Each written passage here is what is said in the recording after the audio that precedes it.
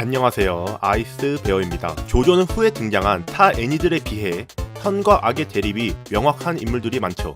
하지만 만화이기 때문에 어쩔 수 없이 인성 논란 캐릭터들이 생기고 말았는데, 조조 속 인성 세탁 캐릭터들 아이스 베어와 함께 알아보죠. 본 영상에는 조조 시리즈의 전반적인 스포일러가 있으므로 시청에 주의 부탁드립니다. 일부 주인공 조나단 조스타의 아버지이며 작중에서 여러 번 선행을 하는 모습을 보여주어 시청자들이 의아해하는 모습이 벌써 보이는데, 이 캐릭터는 설정 자체는 선인이 맞습니다. 하지만 작가의 연출 미스로 인해 착한 걸 넘어 아예 호구 새끼로 전락한 게 문제죠. 1화에서 마차가 전복되는 사고를 당하여 본인의 아내는 사망, 본인은 기절하게 되었는데, 이때 디오의 아버지 다리오가 등장하여 반지를 훔치려다가 걸리게 되죠. 이때 하는 말이... 君が解放してくれたのか。 이거야 기절해서 상황 판단이 잘 안되었다 치고 그 다음이 더 가관인데, 결국 경찰이 다리오가 반지를 훔쳤다라는 사실을 알아내요. 조지조스타 1세에게 이 사실을 알리게 되자 또 하는 말이... 어이가 없지만 이는 장발장의 패러디이기 때문에 아라키 작가가 패러디를 많이 하기도 하니 이것까지는 어떻게든 봐줍시다.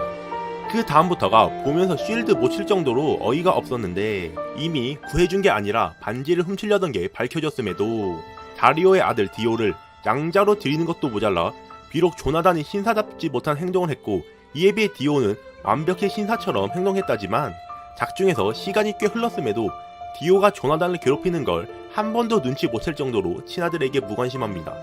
물론 디오가 간사한 면도 있긴 한데 일부 자체가 짧은지라 분량 문제로 인해 상세하게 묘사하지 않아서 찝찝하게 넘겼다라는 느낌이 들며, 조지조스타의 엄격한 교육이 조나단에게는 조지에게 디오의 괴롭힘을 알릴 엄두도 못 내게 만든 것은 분명하죠. 심지어 서로 싸웠다지만 디오 쪽은 칼을 들고 찌르기 일보 직전까지 갔음에도 그저 소년들의 싸움이라고 넘어갔습니다. 그러다가 결과는 어떻게 되었죠? 결국 본인은 디오에게 독약 먹혀서 시름시름 앓다가 칼빵 맞고 사망, 조나단은 디오에게 기습당해서 사망, 후에 부활한 디오로 인해 징선자와 그의 손자까지 죽을 뻔함, 또한 디오의 친구로 인해 본인의 후손 2명이 사망. 이러한 점으로 인해 서양 팬덤에서는 비록 설정이 착하다 한들 착한 걸 넘어 호구 같은 모습뿐이라 안티가 은근히 많다고 하네요. 또한 커뮤니티 게시판의 시청자들의 의견처럼 일순 후에 조지조스타 또한 작가의 갑작스러운 스토리 변경으로 인해 캐릭터성이 꼬인 캐릭터인데, 분명 초반부에는 조니는 형과 비슷한 급의 기수라고 묘사되었고 이로 인해 부자 갈등은 없는 것처럼 나왔는데, 과거사 파트에서 뜬금없이 조니와 형 니콜라이를 대놓고 비교하면서 차별하더니 후반부에서는 너무 갑작스럽게 게시물 하여서 좋은 평을 받지 못하고 있죠. 위에 언급한 조지조스타처럼 일부의 등장인물입니다. 큘라타운... 아니 오거스트리트의 리더로서 수많은 부하들을 거느리며 디오의 독살 계획의 증거를 찾기 위해 오거스트리트를 찾아온 조나단을 습격하죠. 하지만 본인을 충분히 쓰러뜨릴 수 있었던 상황에서도 스피드웨건의 가족을 생각하며 그렇게 하지 못했다라는 조나단에게 감명받고 그의 동료가 되어서 독약을 제조한 왕친을 찾아주고 후에 디오의 악함을 까발리는 역할을 하며, 그 뒤에도 주인공 일행을 여러 번 도와주다가 후에 석유를 찾아서 대부자가 된 후에 2부에서 기둥 속의 사내를 상대하는 주인공 일행의 조력자 역할을 하였고, 독신으로 사망한 뒤에도 3부, 4부, 5부, 6부에서 전부 주인공들의 조력가 역할을 해내면서 인기를 쌓아 아예 우리나라에서 비하 단어여서 사용되기 꺼려졌던 설명충이란 단어를 대체할 정도로의 인기를 얻었죠. 하지만 범죄자 출신인 건 분명함에도 너무 미화된 거 아니냐라는 비판 또한 있지만, 직접적으로 살인을 하는 장면은 나오지 않아 살인은 하지 않고 폭행 및 물건 갈취만 했을 확률 또한 있습니다. 물론 이 또한 범죄이긴 하지만 이 정도의 범죄 행위는 다른 조조들도 했으니 크게 나무랄 수는 없군요. 추정상 컬트적인 인기를 끌자 캐릭터에 대한 다양한 분석이 나오게 되었고, 다양한 분석이 나와서 반대로 비판하는 의견 또한 나온 것으로 보입니다. 네, 생소하신 이름일 텐데 조조 8부 조조리온에 등장하는 인물입니다. 그로 인해 아니 조조리온 이제야 막 한판 발매되었는데 스포하면 어떡해요? 라는 말 나올까봐 한 번 더 경고합니다. 이 영상은 조조리온의 중간맛 정도의 스포일러를 포함하고 있으니 시청에 주의해주시면 감사하겠습니다. 히가시카타가의 차남으로서 첫 등장부터 조스케와 야스오가 함께 있는 걸 멋대로 오해하더니 조스케를 공격하려고 합니다. 이거야 본인이 좋아하는 여자가 멘뽕알 4개 달린 남자랑 같이 있으니까 오해했다 치더라도 그 뒤에도 꾸준히 조스케를 견제하며 본인의 형 조빈과 조스케의 장수풍뎅이 전투에서 트릭을 까발리거나 조스케가 조빈의 블랙박스를 노린다는 걸 알리는 등 눈치가 빠른 모습을 보여주죠. 특히 다모 타마키가 수상한 움직임을 보이자 그의 뒤를 밟기도 했고요. 하지만 이런 눈치가 무색하게 작중에서 리타이어의 시발점을 끊는 캐릭터, 즉 전투력 측정용은커녕 전투 시작 알림용은 써지고 버려지는 캐릭터이죠. 또한 그의 스탠드, 너트킹 콜은 사정거리 문제가 있긴 하지만 자신의 몸은 물론 상대방의 몸마저도 붙이거나 뗄 수 있는 능력만 보면 하부의 조스케의 크레이지 다이아몬드, 5부의 부차라티의 스티키 핑거즈와 동급임에도 조조 시리즈 클리셰인 너무 강해서 비중이 줄어드는 아군이 되어버리죠. 여기까지는 다른 비중이 적은 캐릭터들이 있으니 그러려니 해도 그나마 등장했던 본인의 능력을 뭐하죠? 야스오에게 몹쓸 짓을 하거나 누나 혀로 살거나 혹은 진짜 친엄마 맞냐고 본인 엄마 옷 벗기는데 능력을 씁니다. 최소한 위에 언급한 비중 적은 캐릭터들 및 빡대가리 캐릭터들마저 선녀로 보일 정도의 인간 쓰레기라고 봐도 무방하며 현재 대본을 쓰는 저의 표정은 이 짤로 대신하겠습니다. 위에서 설명한 문제점으로 인해 본인의 포지션인 줄 알았던 오크야스의 위치를 단순 히로인인 줄 알았던 야스오가 차지하면서 비중이 점점 더 줄더니 데드맨즈 커브 에피소드에서 비중을 그나마 챙길 수 있었음에도 조스케와 협력하긴커녕 지갑을 가지고 튀는 모습만 보였으며 밀라그로맨 에피소드에서 잠깐 자아 성찰을 하나 싶었지만 이 모습은 온데간데 없이 민폐만 계속 끼치다가 엔딩에서 뜬금없이 주인공에게 케이크를 고르라고 끝나게 되는데 최소한 다른 캐릭터들은 오히려 과한 비중으로 인해서 미화돼서 생긴 논란이지 얜 주인공 일행 괴롭히기만 하다가 엔딩에 와서 케이크를 고르라니 한숨이 절로 나온 전개이군요. 어째서 이렇게 작정하고 비호감 캐릭터가 되었을까요? 첫 번째 이유로는 조조 리온이 전작의 오마주 캐릭터들이 매우 많이 등장하기 때문입니다. 조조 4부의 주인공 멤버는 조스케, 코이치, 오크야스 3인방이며 조조 리온 또한 조스케, 야스오, 마메지쿠 라이 3인방이 주인공 그룹이죠. 거기다가 니지무라 K까지 등장하면서 그만큼 조슈의 자리가 없어지는 것은 당연합니다. 하지만 이것만으로는 완전히 설명하기 힘듭니다. 위의 논리대로라면 비중만 공기가 되어야지 조슈는 공기 캐를 넘어서 아예 비호감 캐릭터란 말이죠.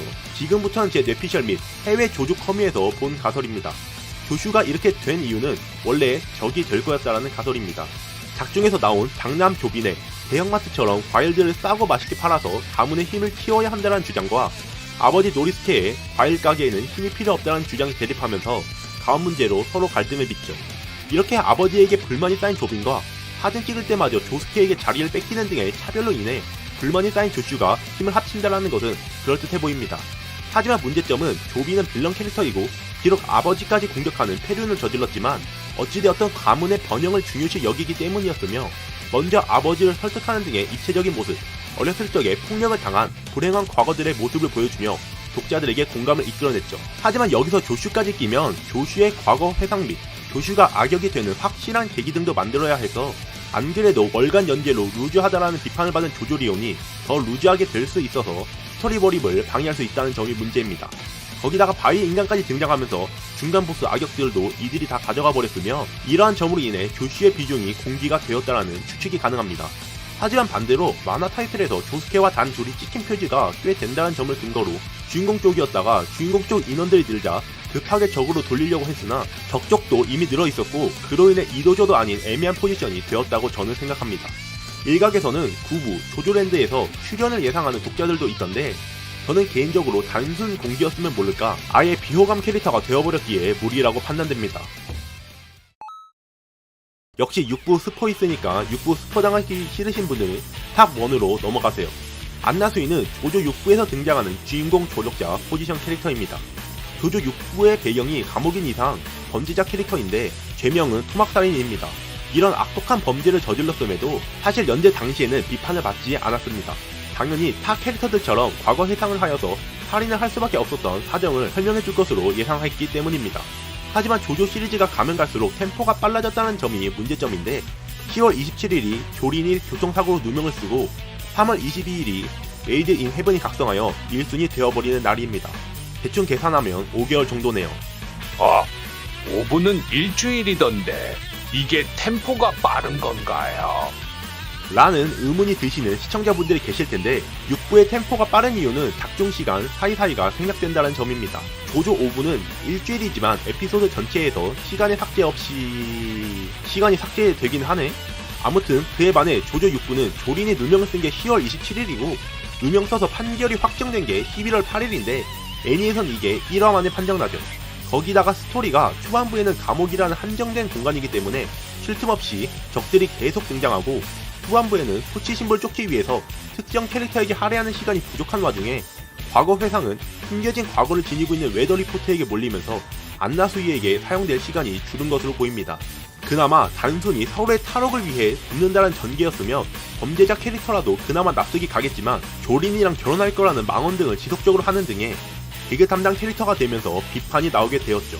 물론 조조 6부가 워낙 딥다크한 분위기인지라 이를 담당했던 푸파이터즈가 사망함에 따라서 이 역할을 어두운 과거사를 지니고 있는 웨더 리포트 에르메스가 아닌 안나수이가 맡을 수밖에 없었다는 이유 또한 있죠. 그로 인해 비록 토막살인을 했지만 여자친구의 바람으로 분노해 본인도 모르는 사이에 스탠드가 구현되어서 실수로 이들을 살해했다는 등의 과거 회상을 할 시간이 부족했을 뿐 숨겨진 과거가 있었을 것이며 작중에서 뛰어난 전투 분석 능력을 보여줬고 개그 캐릭터로서의 분위기를 환기시켰다. 이체 후술할 슈트로하임과는 다르게 본인이 악인인 것을 인지하며 조린과의 결혼은 불가능하다라는 것을 알고 있었다라고 주장하는 옹호 측과 결국 본작에서 안 나왔는데 그냥 뇌피셜 아니냐. 뛰어난 전투 분석 능력은 이런 비판을 피하기 위한 설정일 뿐이다. 오히려 개그 캐릭터 자체가 딥다크한 육부랑 안 어울린다 등의 비판책이 공존하며 추가적으로 눈나에서 단순히 성비에 안 맞는다고 연재 초반에 설정이 바뀌어버린 이른바 안나수이 효과의 시발점이며 이를 시작으로 아라키 작가가 설정을 본인 마음 내키면 아무렇지도 않게 바꾸는 것이 습관이 되었다는 작품 외적인 비판, 6부의 인기캐인 푸파이터즈에게 험한 말을 했다는 것 등이 이 캐릭터가 비호감이 된 이유로 보입니다.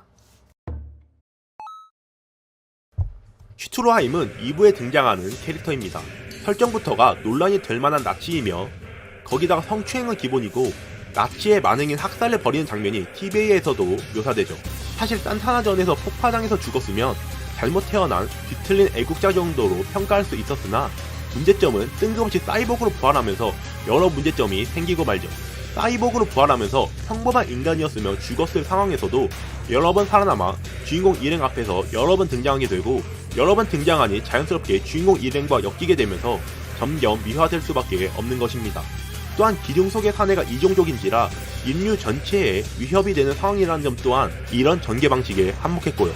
또한 소신 발언을 하자면 우리나라에서 조조가 마이너한 편에 속하기도 했고 일본군이 아니라 독일군으로 나와서 느껴지는 게 다르다는 점 등으로 인해 덜 신경 쓸 뿐 귀멸의 칼날 탄지로의 귀걸이만으로 논란이 되었던 것을 보면 한국에서 조조가 메이저 N이었다면 이보다 큰 논란이 되었겠죠. 우리나라 사람 기준으로 마루타 실험을 한 일본인 장교가 죽고 나서 뜬금없이 사이보그로 부활해서 일본의 과학력은 제일 같은 말을 뱉는 꼴인데 사람들 가지고 생체 실험 겁나게 해댔으니까 과학력 제일인 건 팩트이긴 하군요.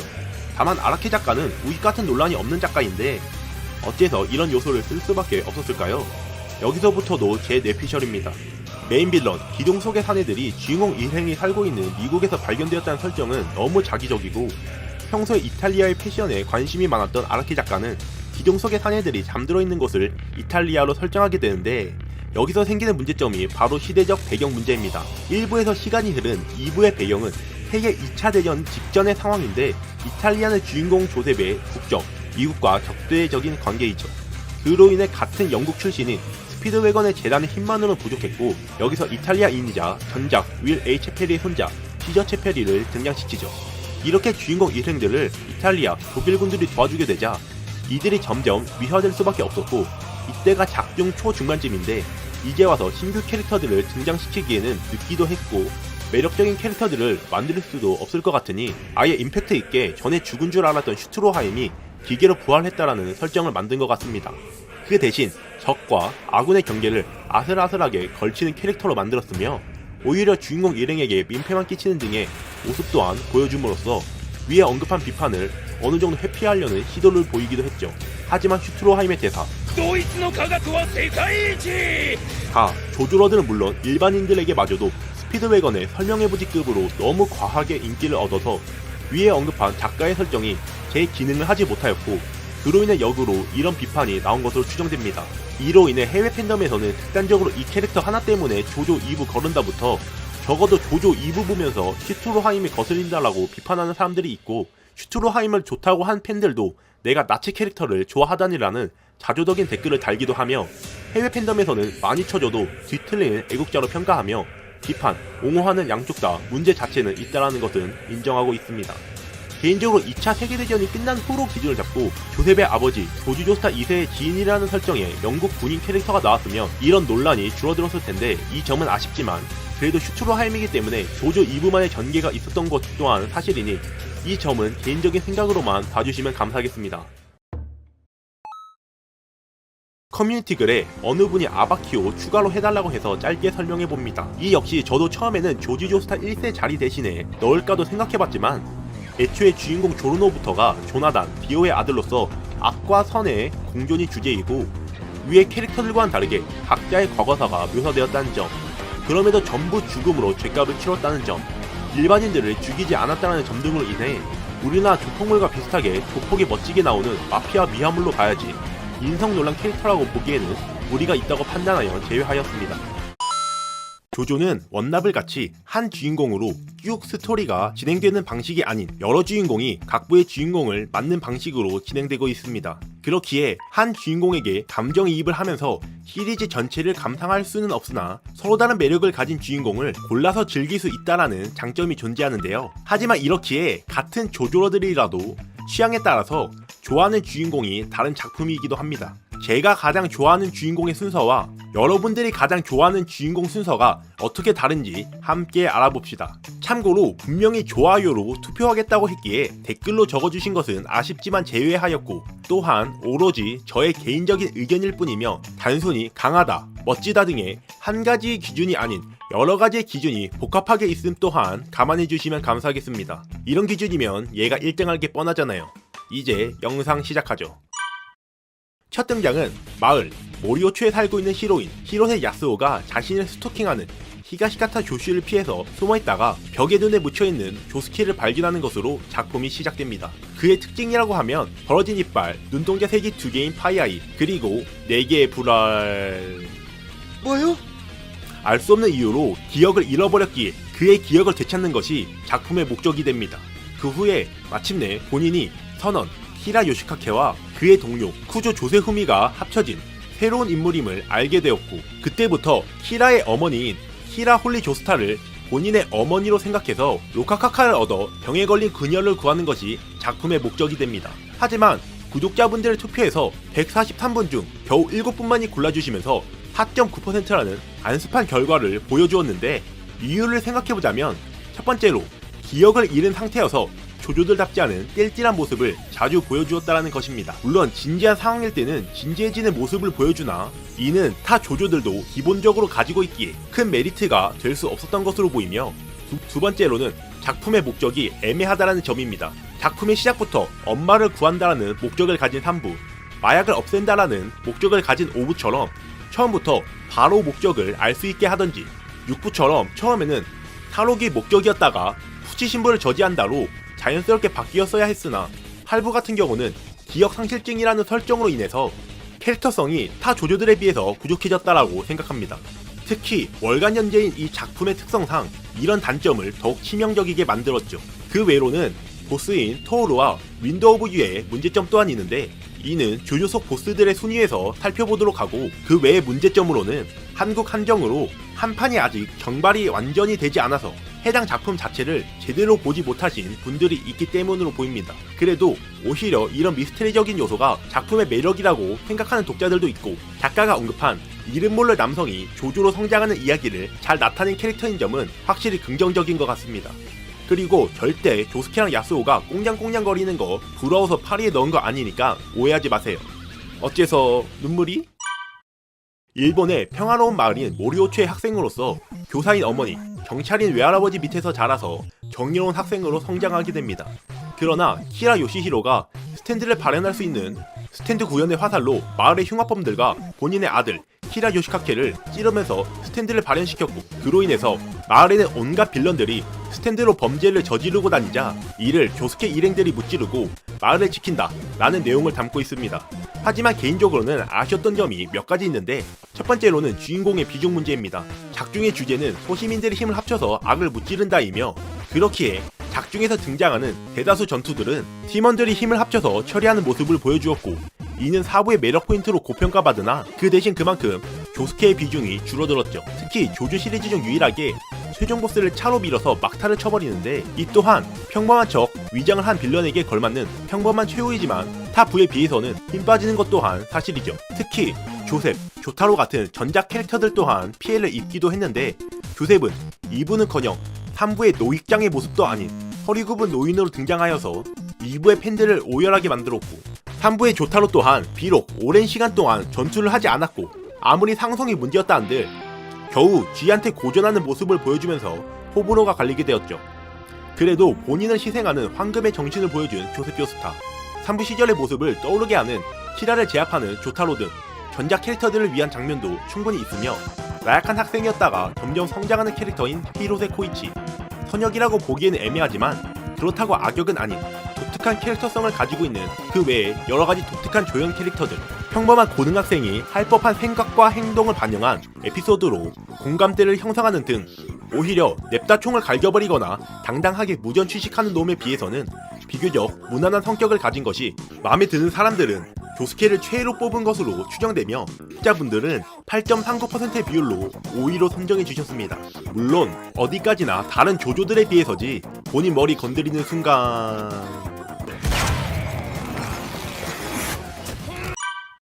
조르노 같은 경우는 구독자분들의 투표에 따르면 9.09%로 4위를 차지하여서 제가 고른 6위와는 어느 정도 차이를 보이는데, 구독자분들과 저의 생각 차이를 설명해보죠. 먼저 조르노는 전작의 보스 디오가 일본인 여성과 야스를 해서 낳은 자식으로, 조르노의 엄마는 어떻게 했는지는 몰라도 디오에게 먹히지 않고 조르노를 임신한 상태로 일본으로 돌아왔으나 당연히 애를 제대로 키울 리가 없었고, 그렇게 조르노를 방치하다가 이탈리아 남자를 만나서 이민을 가 결혼 생활을 이어갑니다. 하지만 조르노의 새아빠 또한 조르노를 지속적으로 학대하는 모습을 보이며, 조르노가 삐뚤어지려고 할 때 마침내 길거리에서 죽어가던 갱을 본인의 스탠드의 능력을 무의식적으로 사용해서 목숨을 구해주게 되었고, 아이러니하게 조르노는 갱의 보호를 받으면서 부모에게서조차도 느끼지 못한 정을 느끼며 길거리의 마약을 없애겠다라는 신념을 가지다가 우연히 거대 갱 조직 파시온의 말단이었던 루카를 공격한 사건을 계기로 간부 부차라티와 만나게 되면서 본격적으로 갱의 보스가 되어서 길거리의 마약을 없애겠다라는 목표에 발을 딛게 됩니다. 먼저 조조 시리즈는 1, 2부에 등장한 스피드웨건의 環境で悪人になっただと違うねこいつは生まれついての悪だ 같은 대사에서 알 수 있듯이 악인은 어떤 핑계를 대든 악인이다 주제를 내세우면서 이를 유지했으나 5부부터는 주인공의 선정이 어려워졌기 때문인지는 몰라도 조르노를 전작의 빌런인 디오의 아들이라는 설정을 부여하였고, 조르노 본인도 살인을 거리낌 없이 합니다. 물론 작중에서 경찰이었으나 결국 부패한 경찰 조직으로 인해서 본인도 타락했다가 이로 인해서 동료를 잃은 아바키오, 아버지를 지키기 위해서는 갱이 될 수밖에 없었던 부차라티 등 여러 등장인물들의 과거사로 정당화를 시도했으나, 이는 몇몇 조폭미화물들 또한 사용하는 방식이기도 해서 이런 장르 자체의 호불호 및 조조여서 불호다 라는 독자들도 있습니다. 하지만 이는 말 그대로 장르에 대한 호불호이며 저 같은 경우는 딱히 신경을 안 쓰긴 합니다. 두 번째 불호 부분은 4부에서부터 시작된 주인공의 비중 문제입니다. 결정적으로 조르노 같은 경우는 후술할 조르노의 스탠드 골드 익스피리언스가 너무 설정이 난잡하고 과하게 능력이 많은데, 먼저 첫 번째 피해 반사, 이는 초반부에 눈물의 루카와의 전투에서만 사용하고 사라지죠. 두 번째인 치료 능력 같은 경우에는 두 가지 방식이 있는데, 첫 번째 환경에 적응을 통한 항체 생성, 이로 인해서 같은 팀 후고의 스탠드 퍼플 헤이즈의 항체를 주인공 멤버에게 전부 놓고 격팀에게 퍼플 헤이즈의 바이러스를 퍼뜨린다 라는 개사기의 조합으로 인해서 결국 후고를 멤버에서 내쫓아버리는 팀킬을 저질러버렸죠. 두 번째로 신체 부품을 새로 만들어서 다친 상처 부위를 메꾸는 방법, 이 방법으로 인해서 주인공 일행들은 상처를 입어봤자 그냥 조르노한테 한번 몸을 맡기면 리타이어나 사망하지 않고 결국 주인공은 직접 행동하는 비중이 줄고 전략을 내리거나 전투 후 치료를 담당하는 힐러 역할로 주객전도가 되어버렸습니다. 결국 직접적으로 사용할 만한 전투 방식은 생명체를 만들어서 적에게 다가가거나 공격하기로 단순화되었고, 이는 지퍼를 열고 닫는다 라는 한 가지 능력만으로 다방면으로 사용하는 부차라티에 비해 저평가받게 되었죠. 특히 고릭의 지나친 고릭레 같은 경우는 진실보유하라는 먼치킨 능력으로 나오면서 조조 시리즈의 묘미였던 보스전을 그저 연출빨로 무마한다 라는 비판을 받았으나, 이는 보스인 디아볼로의 문제이기도 하기에 나중에 다룰 조조수 보스 순위에서 함께 알아보죠. 적고 보니까 너무 까기만 한 것 같은데 그래도 전작 4부에 비해서 스피디한 전개와 조르노는 타 조조들 이상의 냉정 침착하고 지략적인 모습 및 타 조조들에게 밀릴 뿐 활약은 주인공답게 충분히 보여주었고 타 부하는 떨어져 있다라는 점, 고링레의 능력이 상술한 비판과는 별개로 뽕에 취하기에는 가장 쉬워서 가장 많은 조조러를 만든 조조이기도 하기에 너무 저평가할 필요 또한 없다고 생각합니다. 쿠조 조타로는 2부의 주인공 조셉 조스타의 외손자로서 어머니 홀리 조스타와 아버지 쿠조 사다오 사이에서 태어난 외동아들입니다. 성격은 빈발로도 좋지 못한데 작중 행적을 살펴보자면 지조타고 쫓아다니는 여자애들한테 쌍욕 박으면서 독자들 기만하기, 사람 좁혀서 입원시키기, 선생님 갈구기, 무전 취식, 지엄마한테 쌍욕하기? 이딴 게 주인공? 그래도 나름대로 본인의 신념이 있어서 선을 넘는 악을 벌한다라는 불량한 컨셉과 그의 스탠드 스타플래티나는 압도적인 스펙 하나만으로 적을 제압하고 다니면서 꽤 많은 인기를 얻었는데요. 이를 반영하듯 17.48%의 구독자분들이 선정해주셔서 3위에 선정되기도 했습니다. 하지만 단점이 있다면 바로 안결부결한 주인공의 모순인데 바로 조조 3부가 스탠드가 첫 도입된 부여서 그런지 밸런스에 문제가 생겨버렸습니다. 먼저 그의 스탠드는 오로지 깡스탯 하나만으로 승부를 하는 스타플래티나인데 그에 반해 조조 시리즈는 능력을 통한 변수를 창출하는 방식을 사용하죠. 심지어 3부는 주인공 멤버가 많은 편에 속해서 특수 능력을 가진 멤버들이 여러 명 전투에 참가하면서 더욱 비교가 됩니다. 또한 여동생을 살해한 범인을 찾는 폴라레프, 선천적인 스탠드 유저로서의 고역을 겪는 카큐인과는 다르게 그럴싸한 과거사가 없다라는 점 등이 문제점으로 지적됩니다. 특히 능력이 없다가 디오의 능력인 시간 정지를 마지막에 깨달은 것은 고릴레만큼은 아니지만 그래도 호불호가 갈리는 요소라고 보여집니다. 물론 결국 조타로도 엄마 목숨이 걸린 만큼 목적이 확실한 것 또한 사실이고 조조답게 환경을 통한 전투로 이런 단점을 극복하기도 했으며 전투가 아닌 다른 방식으로 걸어온 적을 상대하는 등의 방식으로 최대한 분량을 확보하는 모습을 보여주기도 했습니다. 쿠조조리는 상술한 쿠조조타로의 딸로서 남친을 도와주다가 되려 배신을 당해서 살해 누명을 쓰고 감옥에 수감됩니다. 이에 아버지인 조타로가 찾아왔으나 과거에 차량 절도로 인해서 경찰서에 구금되었을 때도 코빼기도 비치지 않은 아버지에게 실망하여서 아버지인 조타로가 본인을 싫어한다고 생각해서 처음에는 같이 탈옥하기를 거절하였으나 후에 본인의 아버지는 본인을 사랑했고 모종의 이유로 어쩔 수 없이 본인을 돌보지 못했다라는 점을 알게 되어서 마음을 고쳐먹고 감옥을 탈출하는 것이 아닌 흑막을 찾으려고 감옥에 남게 되면서 스토리가 진행됩니다. 먼저 3위는 상위권이어서 마음에 들었던 점부터 말해야 할 것 같은데 바로 조조들 중 홍일점이기 때문입니다. 그렇기에 이렇고 이런 짤들을... 그 외에도 조조 시리즈의 주요 요소인 지능적인 전투를 잘 나타낸 조조라고 생각합니다. 그녀의 스탠드 스톰프리는 파괴력, 지속력, 성장성 A, 스피드 B, 사정거리, 정밀 동작성 C로서 아버지의 스탠드 스타플래티나와 거의 동급이긴 하나 시대의 흐름에 따라서 스탠드 술사들의 지능이 높아지고 이에 따라서 스탠드 또한 복잡해진다는 특징 때문에 근접 공격의 기회를 잡는 것 자체가 쉽지 않기에 단순히 6탄전을 벌이는 것이 중점이 되지 않습니다. 특히 조조 6부는 홍일점 주인공을 내세웠음에도 어느 부보다도 잔혹한 내용을 담고 있기에 주인공 조린도 여전사 속성을 가지게 되었는데 그녀의 능력인 스톰프리부터가 본체를 실처럼 풀어내는 능력으로 70% 이상 풀어내면 심장마저도 실로 풀려버려서 목숨이 밑으로 오나 이를 각오하고 풀기를 시도하거나 본인의 몸이 끊길 각오를 하고 멤버들을 끝까지 붙잡고 있는 상여자의 모습을 보여주는 등 자신의 몸을 아끼지 않고 적과 싸우는 모습이 매력적이라고 생각하여 그 외에도 오브의 부차라티처럼 본체를 실로 만드는 능력 하나로 다양한 모습으로 활용하였고 특히 메비우스의 띠로 시문의 능력을 카운터친 것은 조조 시리즈 전체를 놓고 봐도 명장면이라고 생각합니다. 하지만 6부 자체가 워낙 호불호가 갈려서 본 사람들이 드물어서 저평가받던 조조이나 그래도 TVA가 6부까지 진행되면서 이런 단점도 어느 정도 극복되기도 했습니다. 3위는 1부의 주인공 조나단 조스타입니다. 하지만 그에 반해서 구독자분들은 6.99%로 7위라는 극단적인 차이를 보여주었는데요. 결국 어째서 이렇게 호불호가 갈리게 되었나를 설명해야 할 것 같습니다. 첫 번째 호불호 갈릴 점은 조조들 중 유일하게 과거사가 상세하게 묘사되었다는 점입니다. 무려 TVA 기준으로 1, 2화를 통째로 조나단과 디오의 서사를 다루는 데 사용했으며 그렇게 조나단과 디오에게 독자들이 잘 이입할 수 있었고 이러면서도 한쪽에 치우쳐진 것이 아닌 빌런인 디오를 제2의 주인공으로 봐도 무방할 정도로 균형있게 서술되었습니다. 하지만 이를 반대로 뒤집어보면 1부가 첫작이어서 클리셰를 따라가는데 결국 클리셰 범벅인 내용을 1, 2화 동안 할애해서 봐야 하고 여기서 지쳐서 떨어져 나가서 인기가 떨어지는데 한몫했다고 볼 수도 있습니다. 그나마 이 점 또한 3부 TVA가 인기를 끌자 덩달아 1, 2부 또한 인기를 끌게 되었고 요즘 뭐만 하면 장기 애니에서 매치파 많게는 몇백 화 동안 악역으로 계속 나오다가 마지막에 와서야 이러쿵저러쿵 감성팔이 하는 거에 지친 사람들이 1, 2화 만에 선인과 악인을 나누고 바로 스토리에 들어가는 것이 오히려 빠르다고 느껴져서 호평을 받기도 했습니다. 두 번째 호불호 요소는 파문의 전투 방식입니다.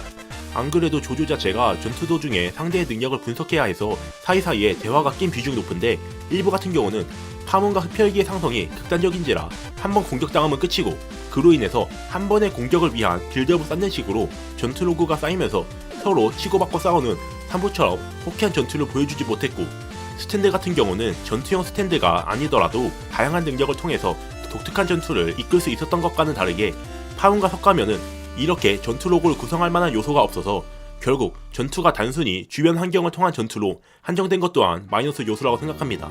또한 크리처물인지라 1, 2부는 상대적으로 잔인한 편에 속하는 것도 문제라고 생각하고요. 결국 연출과 서사를 중점으로 보면 최애 조조가 될 수 있으나 3부 이후에 조조를 보고 역으로 유입되었다면 실망할 수도 있는 조조가 될 수 있는 것입니다. 저 같은 경우는 조조를 1부로 시작하기도 했고 조조의 명대사와 연출이 마음에 들고 잔인한 호러 영화를 좋아하는지라 1부의 주인공 조나단 조스타를 3위로 정했습니다. 2위는 7부의 주인공 조니 조스타입니다. 재밌게도 구독자분들께서도 24.48%의 비율로 1위로 선정해주셨는데요. 천재의 기수 가문의 후계자인 조니는 이를 이용하여서 여자들을 후리고 다녔으나 불의의 사고로 인해서 하반신 마비가 되어서 기수 인생이 끝장나 나락에 빠지게 됩니다. 그러나 우연히 자이로치 페리를 만나게 되어서 그의 철구를 만지게 되자 기적적으로 하반신이 움직였고 그로 인해서 자이로와 함께 스텔볼러 레이스에 참여하게 되었죠. 조니 조스타의 특징으로는 바로 조조들 중 9부의 주인공 교디오 조스타와 더불어 구역질나는 사악함의 모습을 보인다라는 점입니다. 하지만 교디오 같은 경우는 마약 판매라는 전작 주인공 조르노가 극혐하고 마약을 파는 일을 굳이 해야 한다라는 당위성을 아직까지는 보여주지 못하면서 다크 히어로이기보다는 빌런형 주인공이라고 보이는 것에 반해서 조니 같은 경우는 과거 본인 때문에 형이 죽었다라는 죄책감에 시달리고 형과 비교하는 아버지를 우발적으로 상처 입히는 어두우면서도 공감이 가능한 과거사를 어필했고 결정적으로 선과 악 사이에서 아슬아슬하게 줄타기 하는 모습을 보여주면서 다크 히어로적인 모습을 보여주었죠. 또한 패배자들에 대한 찬가라는 작가의 말에서 알 수 있듯이 조니는 비록 우승컵도 유해도 차지하지 못했지만 둘도 없는 파트너와 아내를 만날 수 있었고 아버지와 화해를 했으며 이러한 주제의식은 작중에서 등장한 슈거 마운틴의 모든 것을 스스로 놓아준 자야말로 최후의 진정한 모든 것을 얻는다 라는 문장에서 알 수 있죠. 이는 현실의 독자들도 무언가 도전하고 실패해서 상심했을 때 이를 떠올리면서 다시 마음을 잡게 해주는 명언이라고 생각합니다. 물론 8부에서는 본인의 아내의 병을 타인에게 떠넘기려다가 재수없게 아들에게 옮겨줬고 이에 죄책감을 느끼고 자살을 해버리는 불행을 맞이하나 이는 반대로 생각하면 죄책감을 느꼈다는 것에서 완전한 악인은 아님 또한 알 수 있죠. 또한 그의 스탠드 터스크 액트4는 고랭레가 비판받았던 갑툭튀한 먼치킨 스탠드가 아닌 처음부터 진화형 스탠드로 설정하였기에 이런 비판이 어느 정도 줄기도 하였고 특히 2부처럼 주인공 2인 체제로 돌아온지라 그의 파트너인 자이로 또한 최고의 파트너로 평가받음에도 조니의 비중이 줄지 않고 같이 긍정적인 평을 받기에 더욱더 호평받는 듀오이기도 합니다. 다만 부정적인 평가 또한 있는데 상술한 과거사 중에서 디에고와 라이벌 관계였다라는 부분과 이로 인해서 아버지와의 갈등이 있었다라는 부분이 갑툭튀한다는 점, 주무기인 손톱탄과 자이로의 철구 등이 명확한 설정 없이 그때그때마다 연출로 넘어간다라는 비판은 고링레와 마찬가지로 피하지 못했습니다. 그래도 이는 조조 시리즈 전체의 문제이기도 하고 나머지 상술한 장점들로 인해서 조니 조스타를 2위로 선택했습니다. 대망의 1위는 2부의 주인공 조셉 조스타입니다. 1부의 주인공 조나단 조스타의 손자이며 할머니인 에리나 조스타와 양할아버지인 전작의 조력자 스피드웨건과 함께 지내나 스피드웨건이 혁가면 관련 일로 스트레이처에게 배신을 당하여서 기절당하고 후에 독일긴 기지에서 납치당한 것을 시작으로 혁가면과 이를 만든 기둥 속의 사내들과 엮여버리는 것으로 작품이 시작됩니다. 먼저 조셉이 최애 조조인 이유는 첫 번째로 캐릭터성인데요. 조셉은 겉으로는 껄렁껄렁거리고 막 나가는 양아치 같지만 당시에 인종차별받던 스모키를 본인의 지갑을 훔쳤음에도 오히려 편을 들어주는 등 속으로는 정의로운 성격을 가지고 있는 것이 눈에 띕니다. 또한 전투 방식 또한 매력 포인트인데요. 같은 파문을 주제로 하는 1부에서 더욱 나아가서 온갖 도구나 주인공 조셉의 야바이, 속임수, 그리고 조스타가의 전통 수법인 사용하는 모습을 보입니다. 물론 스탠드가 중점이 되는 3부에 비해서는 여전히 액션감이 떨어지긴 하지만 1부에서 단점으로 지적되었던 단순한 전투로그는 해결되었고, 특히 와무 대 조셉 2차전은 2부는 물론 조조 시리즈 전체에서도 상위권에 위치할 만한 명경기라고 생각합니다. 물론 장점만 있는 것은 아닌데 먼저 너무 운에 치중해 있다라는 비판을 피할 수 없습니다. 기둥 속의 사내 중 2명인 SDC, 와무 같은 경우는 주인공의 지략의 비중이 높은 것은 맞지만 정작 마지막 보스인 완전 생물 카즈와의 대결 같은 경우는 완전 생물의 시력을 가진 카즈가 인형을 조셉으로 착각한다라는 과한 주인공 보정, 인간의 손인 조셉의 손이 완전 생물인 카즈의 목에 꽂히고 화살 폭발 정도의 힘으로 지구 바깥까지 내쫓는다라는 자기적인 전투로 인해서 고릉레전처럼 오히려 평가가 깎인 주인공이기도 합니다. 사실 이는 완전 생물이 안 그래도 너무 강한 귀종 속의 사내가 한 번 더 강해진 존재인데다가 결국 파문으로 변수 창출하기에는 한계가 있으니 주인공의 운을 이용해서 화산 폭발을 통해서 지구 바깥으로 내쫓는다라는 선택지밖에 없긴 한데, 이렇게 스토리를 끝맺게 기승전결 구성한 것은 작가이기 때문에 비판을 완전히 피할 수 없는 것 같습니다. 두 번째로 이렇게 되니 주인공 멤버 자체가 적음에도 캐릭터들을 자기적이게 소모한다는 점입니다. 먼저 파트너인 시저 같은 경우는 조셉이 SDC의 기습으로 인해서 전투를 해야 했을 때 늦었다라는 메시나의 한마디에 바로 조셉을 도우러 가기를 포기하거나 갑자기 과거사가 추가되어서 본인의 아버지의 죽음이 기둥 속의 사내와 관련되어 있음이 추가되더니 조셉과 함께 파문 훈련을 받는 것이 무력하게 기둥 속의 사내가 있을 호텔에 쳐들어가다가 이를 저지하러 온 메시나를 리타이어 시켰고, 본인도 와무와의 1대1 대결에서 거의 이길 뻔 하긴 했지만 결국 패배하면서 주인공 측 전력에 심각한 피해를 입혔습니다. 이는 조셉 같은 경우는 즉흥적으로 전략을 세우는 전투 방식을 사용하는데 시저와 같이 전투를 하게 되면 오히려 본인의 전략을 적 몰래 시저에게 전달할 수단 및 여유가 없기 때문에 과감히 시저를 떨어뜨리는 것으로 보이며, 이는 나쁘지 않은 판단이나 이를 전 영상에서 언급했듯 개연성 있게 풀어냈으면 어땠을까 하는 생각이 아쉽습니다. 두 번째로 리사 같은 경우는 조셉과 시저, 그리고 메시나와 로긴지의 스승이며 전작의 파문술사인 스트레이초의 양녀 등 여러가지 화려한 타이틀을 가지고 있으나 정작 카즈의 기습 한방에 리타이어 되었죠. 물론 이 또한 개연성 있게 풀어냈으면 비판이 덜했을 것이나 카즈랑은 아예 다르게 생긴 구독자분들 닮은 흡혈귀를 파문의 달인인 리사가 카즈로 헷갈려서 공격했고, 결국 뒤에서 카즈에게 기습당해 한 번에 리타이어 한다는 것은 파문 자체가 쉽게 공격당할 수 있음을 감안해도 너무 개연성이 없는 것 같습니다. 1위라고 했음에도 너무 까기만 한 것 같은데 자기가 좋아하는 조조라고 감싸기만 한다는 소리 나올까봐 오히려 과감하게 써봤습니다. 내 새끼는 내가 패야지. 그래도 본인의 손자 조타로처럼 3, 4부에서도 등장하는 레귤러 멤버이고 위에 상술한 장점들로 인해서 조셉을 1위로 정했습니다. 네, 지금까지 조조의 기묘한 몸속 주인공들의 순위에 대해서 알아보았습니다. 다시 한 번 더 말씀드리자면 오로지 저의 생각임을 양해해주시면 감사하겠습니다. 또한 이렇게 되면 당연히 다음 영상은 어떤 주제의 영상일지 아시겠죠? 시청해주셔서 감사합니다. 다음 영상에서 다시 뵙죠. 안녕하세요, 아이스베어입니다. 이번 영상은 저저번 영상에서 이은 조조 순위 시리즈 영상인 조조 보스들의 순위입니다. 당연히 해당 영상은 오로지 저만의 생각을 담고 있기에 이를 감안해주시면 감사하겠습니다. 영상 바로 시작하죠. 토우로는 8부 조조리온의 최종 보스로서 히로인 야스오의 전 남친으로 첫 등장하였습니다. 그의 정체는 바로 바위 인간의 리더이며 스탠드 원더 오브 유를 병원장 아케오 사토루로 위장시켜서 자신의 정체를 숨겼고, 로카카카를 실험하기 위해서 키라홀리조 스타에게 생체 실험을 하는가 하면 마메주크 라이의 부모님을 살해한 악독한 빌런입니다. 그의 목적은 신 로카카카를 독점하여서 상류층에게 팔아서 바위 인간들의 입지를 넓히는 것인데, 이는 심플한 동기로 후스랄, 디오, 카즈가 연상되는 모습을 보여주었고, 그의 스탠드 원더 오브 유는 재앙을 조작하는 압도적인 능력으로 주인공 일행을 압도하면서 호평을 받은 보스입니다. 하지만 늦은 등장으로 인해서 캐릭터성이 부족하기도 하고, 그의 스탠드인 원더 오브 유의 특성상 재앙이 위주인지라 스탠드끼리 치고받고 싸우는 박진감 넘치는 전투를 좋아하는 독자들에게는 호불호가 갈릴 보스라고 생각하여서 8위에 선정하였습니다. 디아블로는 5부 황금의 바람의 최종 보스로서 부차라티 일행에게 자신의 딸인 트리시 우나를 호위하여서 본인에게 데려오라는 명령을 내리는 것으로 첫 언급됩니다. 그러나 알고 보니 본인의 딸을 죽여서 본인의 행적을 감추기 위해서 데려오라고 지시한 것이었는데요.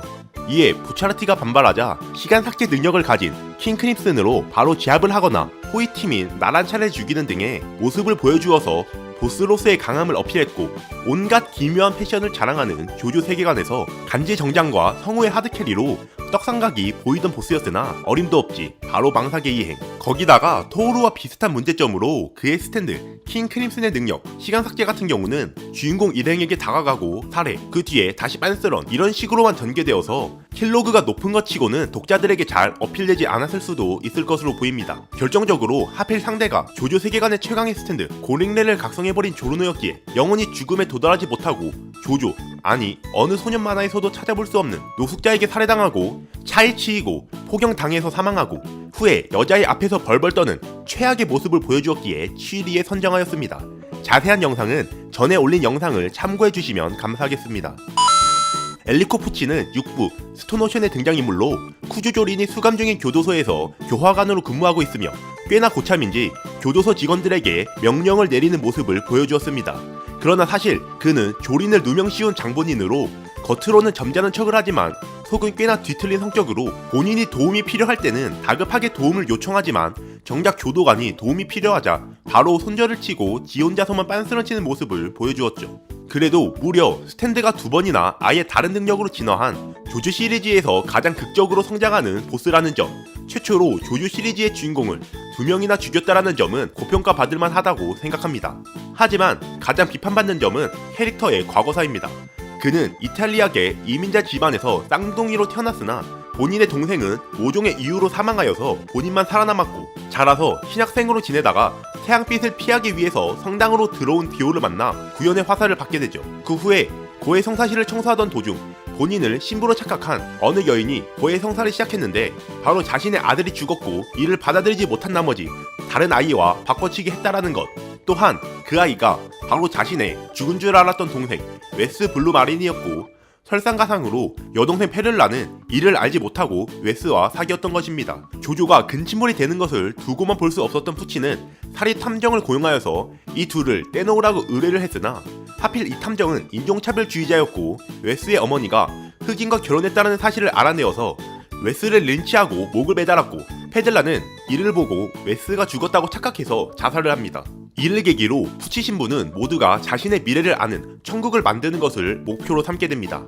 물론 이 과거사가 가슴 아픈 것은 맞는데 그럼 지 메이드 인 헤븐으로 강제로 1순대 세계로 넘어가는 사람은 안 불쌍한가? 본인이 몇 년 뒤에 죽을 것을 알고 억지로 살아가는 사람은 하다못해 일관되게 본인의 주장을 유지했으면 어느 정도 정상 참작할 수 있으나 정작 본인이 죽게 되자 메이드 인 헤븐은 아직 미완성이란 말이다 라는 단말말을 남기면서 본인의 주장을 본인이 반박하는 내로남불적인 행적을 보이는 것에 대해 반감을 가진 독자들은 차라리 푸치의 친구인 디오처럼 순수한 악이 낫다고 여기면서 주인공 일행들을 대다수 리타이어 시켰음에도 강력한 보스가 아닌 조조 유니버스를 끝내버린 민폐 신부로 전락해버렸습니다. 카즈는 어둠의 일족으로서 고질적인 약점인 햇빛을 극복하기 위해서 돌가면을 발명해서 각성에 성공했으나 이에 대한 대가로 많은 양의 에너지가 필요해서 주변 환경이 망가져갔고 이에 일족은 카즈를 죽이려고 시도했으나 이미 카즈는 가면으로 인해서 너무 강해져 있었기에 유일하게 본인을 이해해주었던 SCDC와 함께 일족을 몰살시키고 악이었던 와무와 산타나를 데리고 석가면을 통한 완전한 각성을 위해 에이자의 적석을 찾아 전 세계를 떠돌다가 콜로세움 지하에서 잠들었고 후에 본인의 수하인 SCDC 와무와 함께 깨어났습니다.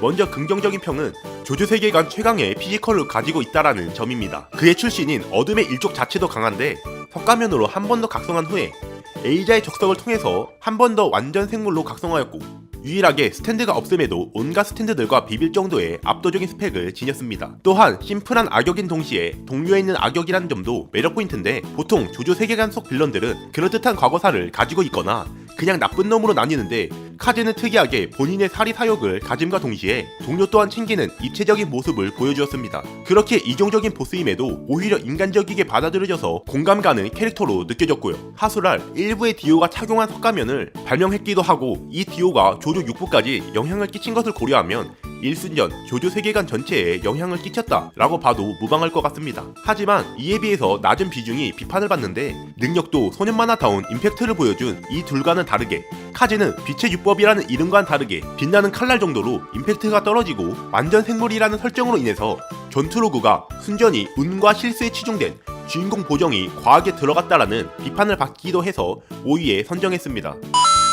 디오 브란도는 조조 1부 팬텀 블러드의 빌런으로 자신의 아버지 다리오 브란도가 우연히 귀족 조지 조스타와 인연을 맺게 되면서 그의 양자로 들어오게 됩니다.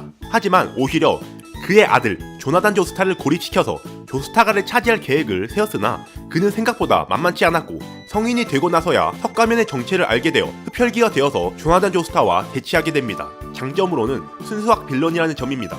비록 과거사가 불우하긴 한데 작중에서는 그래봤자 악당이라는 식의 언급으로 조조 세계관의 주제인 악은 악이다라는 주제를 잡게 해준 빌런이며, 단점은 어찌되었던 이러한 빌런을 많이 접한 독자들에게는 진부하게 받아들여질 수 있다라는 점과 캐릭터 자체의 문제는 아니지만 상술한 엘리코 푸치 같은 경우는 디오에게 캐릭터성이 종속돼버렸다 라는 비판을 받게 했다라는 단점이 있습니다. 즉 무난한 만큼 딱 가운데인 4위에 선정했다라고 보시면 될 것 같습니다. 허니 발렌타인은 첫 등장 당시에는 파워였으나 갑자기 존잘남이 되더니 과거사가 등장하는데, 그의 아버지는 군인이었으나 인질로 붙잡혔고 당연히 소지품은 전부 압수되었으나 그는 본인의 아들의 생일이 적힌 손수건을 지키기 위해서 본인의 눈을 뽑아 눈알 구멍에다가 손수건을 숨긴다라는 끔찍한 짓을 하였고 결국 모진 고문을 견디다가 사망하게 되었습니다. 이에 감명받은 그도 아버지를 따라서 군인이 되었고 후에 경계에 진출해 미 연방 하원 의원으로 승승장구하였고 지역 탐사의 목적으로 청교도 그룹을 따라갔다가 악마의 손바닥을 지나가는 바람에 다른 일원들이 전부 사망하였으나 퍼니는 상술한 과거사 때문인지 정신력이 뛰어났고 그로 인해서 혼자서 스탠드를 각성해 살아오게 되어서 마침내 대통령의 자리까지 오르게 됩니다.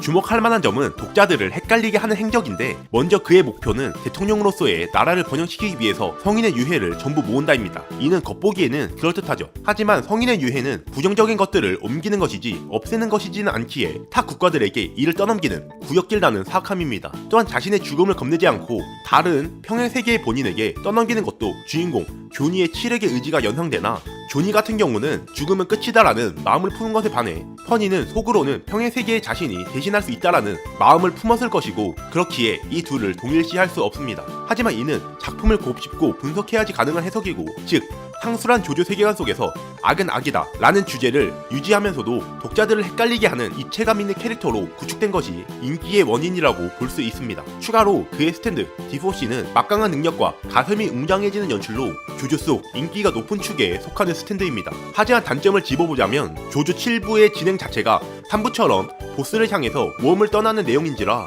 초반의 비중이 상대적으로 좀 적었다 정도가 있을 것 같습니다. 특히 후반부에 히든 보스로 디오가 등장하면서 묻힌감이 없지 않아 있기도 하고요. 다만 어찌되었던 3부의 디오처럼 작중 빌런들 대다수가 본인의 부하고 그로 인해서 언급 및 등장 자체는 중반부부터 꾸준히 있었기에 큰 단점이라 보기는 힘들 것 같습니다.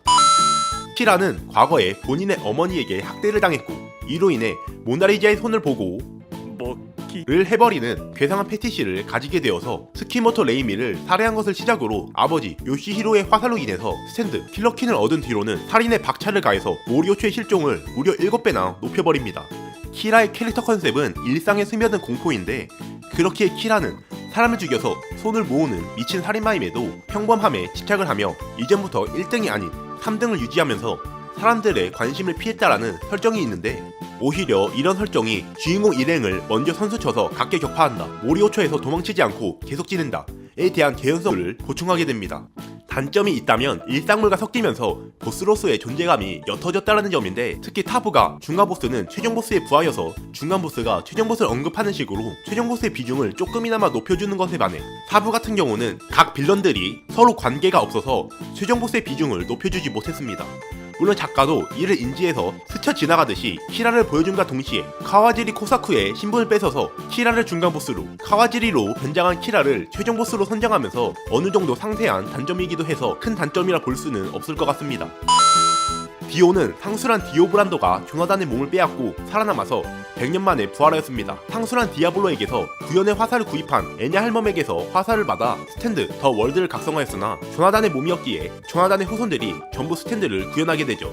하지만 그 중에 전투와 무관한 삶을 살았던 홀리조스타는 스탠드가 독이 되었고 그로 인해서 디오를 쓰러뜨려서 주박을 풀려고 주인공 일행들은 여행을 떠나게 됩니다. 디오를 1위로 선정한 이유는 바로 상술한 등장인물들의 단점이 대부분 해소되었기 때문입니다. 먼저 토우르의 비판점이었던 늦은 등장으로 인한 비중 부족 같은 경우, 디오는 애초에 전작 디오 브란도와 동일 인물이기에 일부 전체가 디오의 과거사라고 봐도 무방하기에 이 점이 해결되었죠. 그 다음 7이었던 디아블로 같은 경우는 상술한 비판 말고도 전 영상에서 보스로서의 자질이 비판받았는데, 디오 같은 경우는 전반적으로 충성하는 부하들이 많으며 설사 충성하지 않더라도 돈으로 이를 고용하는데, 오쿠야스의 아버지는 사업이 망했음에도 어린아이였던 오쿠야스가 대체 어디서 이렇게 돈을 끌어모으냐고 의문을 품을 정도로 보스를 잔뜩 주어서 해결합니다. 그 다음 6부의 보스 푸치 신부가 비판받은 내로남불적이고 본인만 이해 가능한 괴상망측한 신념은 3부의 디오가 1부의 디오 브란더와 동일 인물인 것을 감안하면 비록 100년이 지나서 나름대로 진지해졌다고는 하나 본질은 심플한 동기인 세계 지배임이 직접 언급되면서 비록 클리셰적인 악당일지는 몰라도 적어도 이해할 수 없거나 내로남불로는 느껴지지 않게 됩니다. 그 다음 카즈의 비판점이었던 아쉬웠던 능력 같은 경우는 디오는 능력 자체를 떡밥화하면서 해결하였습니다. 지금이야 아무데서나 패러디되면서 누구나 다 아는 능력이지만 당시에는 초대형 떡밥이었고, 보스전에 돌입할 때도 여러 번 능력을 추측하게 만들었고, 보스전에서는 그의 능력을 알아내기 위해서 동료가 희생하기도 하며, 밝혀진 능력도 시간정지라는 강력한 능력으로 가면 갈수록 보스들의 스탠드의 능력이 점점 난해해지는 점을 감안하면 이 또한 장점으로 볼 수 있을 것 같습니다. 굳이 단점을 뽑자면 카즈, 디아블로급의 억가는 아니지만 조타로가 더 월드의 능력을 따라해서 디오를 쓰러뜨렸다라는 점은 좀 자기적이고, 디오 자체의 문제점은 아니지만 후속작들이 전부 디오와 연관되면서 조조 유니버스의 유입이 힘들어졌다 정도를 뽑을 수 있을 것 같습니다. 안녕하세요, 아이스베어입니다. 오늘 알아볼 주제는 조조 순위 시리즈인 조조 속 히로인들의 순위를 알아보자입니다. 하지만 얘를 순위에 넣어야 하나 싶을 정도로 애매한 캐릭터들이 있었으나, 그렇다고 빼버리고 다른 캐릭터를 넣어버리면 나중에 다룰 역캐 순위와 구분이 안되기에 적어도 멤버에 포함되어 있는 여자 캐릭터로 한정했습니다. 전에 영상에서 너무 까기만 해서 작중에서 활약한 요소를 찾아봤는데, 옐로 템퍼런스전에서 조타로에게 가짜 카큐인을 알린 것 정도가 있겠네요. 구독자분이 말씀해주신 것에 따르면 여자 캐릭터 없다고 억지로 넣은 캐릭터 같은데, 최소한 스탠드 능력자로 설정해서 전투에 어느 정도 도움이 되게 설정하는 것이 좋았을 것 같습니다. 이미 3부부터 아기 스탠드 능력자가 등장하기도 했고, 이를 실제로 반영한 것이 6부의 엠포리오라고 보여주기도 하네요. 하다못해 2부의 스모키처럼 잠깐이라도 나왔으면 좋았을 것 같은데 이는 아쉽습니다. 첫 등장은 조나단 조스타의 과거사에서 남자 아이들에게 괴롭힘 당하는 장면으로 첫 등장합니다. 첫 만남은 조나단은 그저 신사로서 행동하기 위해서 도와준 거다 라면서 선을 긋고 그렇게 헤어졌으나, 조나단이 떨어뜨린 수건을 에리나가 우연히 줍게 되었고, 디오에게 조나단이 괴롭힘을 당하고 있던 힘든 순간에 에리나가 손수건을 돌려주러 오게 되면서 둘은 인연을 맺게 되죠. 하지만 디오의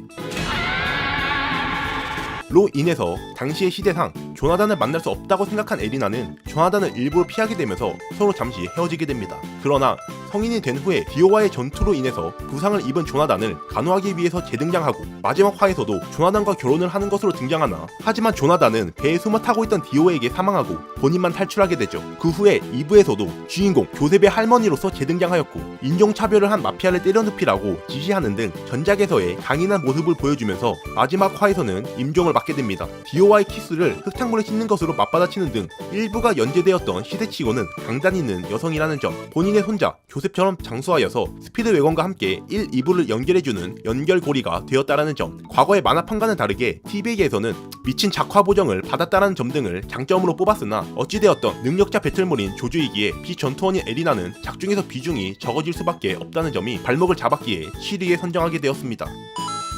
레이미는 과거에 로한과 친분을 유지하였던 옆집 누나였고, 본인의 집에서 같이 놀고는 했으나 재수없게 살인마 키라가 레이미의 집에 들어왔고, 이에 레이미는 로한이라도 살리고자 로한을 도망치게 하고 본인은 살해당합니다. 로한 입장에서는 충격적인 일이기도 했고 과거의 일인지라 이 일을 잊은 채로 12년이 지났고, 후에 그들은 유령 골목길에서 재회를 하였으나, 그녀를 잊은 로한은 헤븐즈 도어로 그녀의 3 사이즈를 파내는 등의 파렴치한 짓을 해버렸고, 자신을 죽인 연쇄살인마의 정체를 밝혀달라는 레이미의 말에도 그저 작품 소재나 어쩌라는 마인드로 별 생각 없이 승낙했으나, 후에 본인의 과거를 기억해내면서 진심으로 임하게 되었고, 결국 조스케 일행이 키라를 쓰러뜨렸고, 후에 키라가 영혼 상태로 레이미와 재회하여서 한 번 더 죽이기를 시도하기 위해서 그녀를 강제로 뒤돌게 만들려고 하나, 아놀드의 도움으로 오히려 키라가 뒤를 돌아보게 되면서 영혼마저도 없애는데 성공합니다. 히로인으로서의 비중이 높다라는 점, 비록 본인의 애완견이 했지만 간접적으로 최종 보스를 쓰러뜨린 히로인이라는 점, 원작에서도 호평받던 외모가 TV에서 한 번 더 떡상하면서 조조러들에게 더욱더 호평을 받았다라는 점이 장점으로 뽑히나, 주인공과 연관된 히로인이 아닌 조연과 연관된 히로인이고, 조조 사부 자체가 옴니버스식으로 등장해서 첫 등장 후 마지막 화에서 재등장하는 사이에 비중이 애매하다라는 점이 단점으로 뽑힙니다. 트리시는 5부의 등장인물로서 특이하게 최종 보스의 딸이라는 타이틀을 가지고 있습니다. 첫 등장은 호이팀과 호이 대상으로 첫 만남을 가졌을 때 페리콜러와 함께 등장했으며 단말을 찍찍 뺏고 푸그의 셔츠로 옷을 닦는 등의 갑질을 하였으나 알고 보니 보스는 딸을 죽이려고 했음이 밝혀짐에 따라서 떡락하게 됩니다. 하지만 다행히도 조르노와 부차라티는 처음부터 반역을 꾀하고 있었고 이에 푸고를 제외한 전원이 동참하게 되면서 주인공 일행에 합류하다가 노토리어스 빅전에서 스탠드 스파이스걸을 발현하여서 조르노의 손을 지키고 비행기를 낙하산처럼 부드럽게 만드는 방식으로 캐리합니다. 보스전에서도 중요 소재였던 화살을 뺏는 업적을 달성하는 등 비록 호이팀 멤버 내에서는 활약이 적더라도 히로인 치고는 꽤 많은 활약을 보여주었다는 점과 조르노처럼 조주의 주제인 부모로부터 악함을 물려받는가에 대한 주제를 나타낸 히로인이란 점이 긍정적으로 평가됩니다. 하지만 아쉬운 점은 캐릭터의 전반적인 디자인은 좋긴 하지만 오브 작화 자체가 역캐들한테 좀 부적합하기도 하고 하수랄 캐릭터들에 비해서는 비중이 부족하다라는 점이 단점으로 뽑힙니다. 루시 스틸은 남편 스티븐 스틸과 함께 스틸볼런 레이스 개막식에 참여하는 것으로 등장했습니다. 대통령이 남편을 죽이려고 한다라는 점을 알아내거나 대통령의 처사에 잡입해 비둘기 전보를 빼돌리는 등의 능동적인 모습을 보여주었고 후에 자이로에게 남편을 지켜주라고 부탁하지만 자이로는 진짜 소중한 것이라면 스스로 지키라면서 일침을 가했고 이에 각성하여서 아예 영부인으로 위장하는 대범한 모습을 보여주는 성장형 히로인의 모습을 보여주기도 합니다. 하지만 결국 발각되어서 유치의 머리 부분을 수태하게 되었고 최후의 땅에서 디포시 러브 트레인을 발현하면서 작중에서 중요한 인물이 되기도 하였으며 마지막에서는 히든보스인 평행 세계의 디에고 브란도마저도 쓰러뜨리면서 능동적인 여성 캐릭터와 스토리 진행에 여러가지 큰 역할을 담당했다는 점이 긍정적인 평을 받았습니다. 그래도 굳이 단점을 뽑자면 주인공 멤버와 쭉 같이 행동하는 것이 아닌 스토리에 따라서 만났다가 헤어졌다가 하기도 해서 그만큼 비중이 하수랄 캐릭터들에 비해서는 살짝 아쉽다라는 단점이 존재합니다. 에르메스는 6부의 히로인으로 첫 등장은 조린이 유치장에서를 하다가 걸려서 푸념하는 것을 옆에서 비웃는 것으로 첫 등장했습니다. 후에 수송차에서 조린에게 달러를 숨겨라 등 이것저것 꿀팁을 알려주지만 오히려 이 점이 발목을 잡혀서 간수에게 돈을 뜯길 위기에 처하게 되죠. 하지만 조린이 스톤프리를 발현하면서 에르메스를 구해주었고 후에도 인연을 맺었지만 스포츠맥스와 관련된 복수에 대한 의견의 차이로 갈등을 잠깐 보이기도 했으나 조린의 도움으로 성공적으로 복수에 성공하고 그 후에도 본인과 무관함에도 푸치 신부의 계략에 말려든 조린을 도와주면서 일행에 아예 합류하게 됩니다. 상술한 레이미처럼 불우한 과거사를 가졌다라는 점, 그녀의 스탠드, 키스는 파괴력과 스피드 A라는 막강한 능력과 벤치격이게 사용 가능한 능력으로 직접적인 전투 요원으로서 등장한 점이 장점으로 꼽힙니다. 하지만 단점은 여자 폴라레프라는 이름이 무색하게 보스전에서는 일행과 잠시 떨어지기도 하고 최종 보스에게 공격하는 것에 실패해 사망하기도 하며 결정적으로 주인공이 여자라서 커플 맺을 리가 없더라도 이건 너무한 거 아니냐고 시발. 근데 결국 이 둘로 커플을 맺는 조조러들은 대체... 리사리사는 작중에서 슈트로하임의 유언으로 인해 조셉 일행이 찾아가는 것으로 첫 등장합니다. 첫 등장부터 파문을 응용한 온갖 기행을 보여주면서 주인공 일행을 압도하였고 기억 성주에서 조셉이 애처롭게 바라봄에도 그저 도살장으로 끌려가는 돼지를 보듯 바라보며 냉혹한 캐릭터임을 어필했는데 이는 아라키 작가를 가르치던 과외교사를 모티브로 한 것이라 합니다. 수학 문제 틀릴 때마다 자들고 쫓아왔나? 특히 소년 만화 속 여자 캐릭터가 담배를 피는 장면은 몹시 이례적인 장면이기도 했습니다.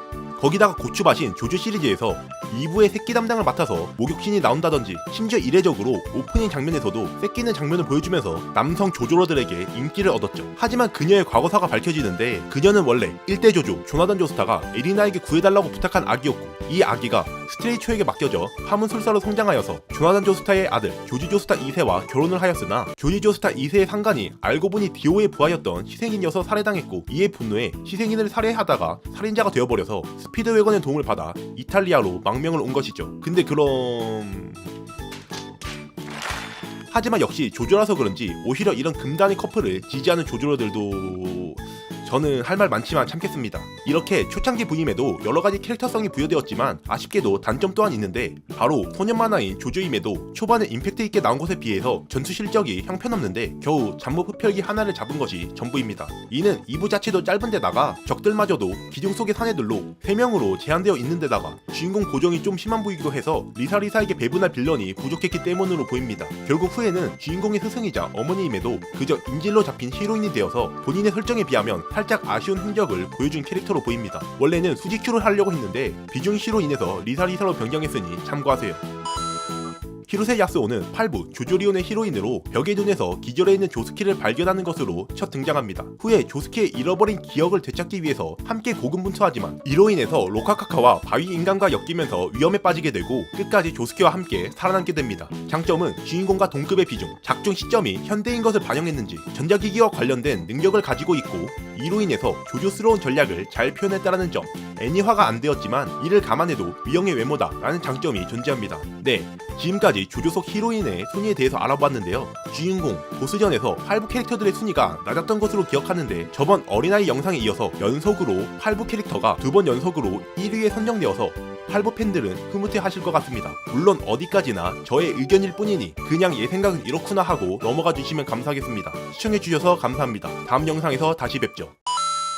안녕하세요, 아이스베어입니다. 저번 영상에서는 조조 속 히로인 순위에 대해서 알아보았는데요. 하지만 조조가 장기 시리즈인 만큼 히로인이 아니더라도 매력적인 여자 캐릭터들이 있고 시청자분들도 이것이 아쉬우셨는지 다른 여자 캐릭터들도 해달라고 하셔서 이번 영상에서는 조조 속 비히로인 여자 캐릭터들에 대해서 알아보겠습니다. 다만 전 영상에서 설명했듯 이들은 비중도 뒤죽박죽인데다가 포지션도 달라서 명확하게 기준을 잡을 수 없어 그냥 일부부터 설명할 것이며 여기서 제외된 역해 같은 경우는 부모 순위, 조조 속 자주 등장하는 직업들 영상에서 따로 다룰 것이기에 제외하였고 마지막으로 제 주관적인 생각이 들어갔음을 감안해 주시면 감사하겠습니다.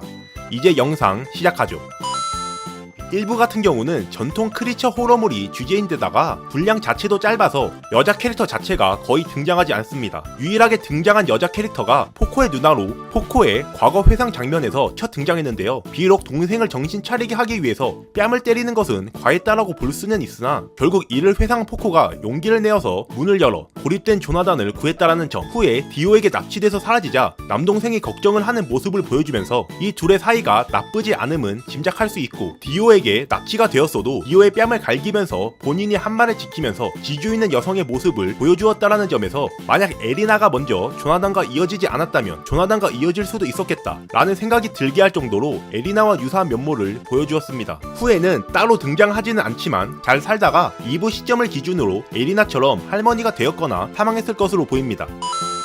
여기자는 스트레이트 초전에서 등장하는 여자 캐릭터로 딴 사람들은 도망가기 바쁜데 직업이 직업인지라 오히려 특종을 잡았다면서 조셉을 쫓아오다가 결국 스트레이초에게 납치당해서 인질로 잡히고 어금니가 뽑혀버렸습니다. 그래도 스트레이초는 단순히 조셉을 도발하려고 했을 뿐 진심으로 죽이려고 하진 않았기에 목숨을 건졌으며 후에는 조셉과 농담을 주고받으면서 히로인 각을 세우는 듯 싶었으나 감쪽같이 사라져버리면서 등장이 끝나버렸는데 보나마나 기둥 속의 산에 취재하겠다고 또 깝죽대다가 바로 먹이가 될 것이 뻔해서 그냥 여기서 출연이 끝나는 게 맞는 것 같기도 합니다. 또 다른 여자 캐릭터로는 바로 어둠의 일족 누나들인데 비록 몇 초밖에 등장하진 않으나 와우. 이로 인해서 TVA에서는 다른 어둠의 일족 남자들과 더불어 설정화도 존재하고 조조러들 사이에서 컬트적인 인기를 끌기도 했습니다.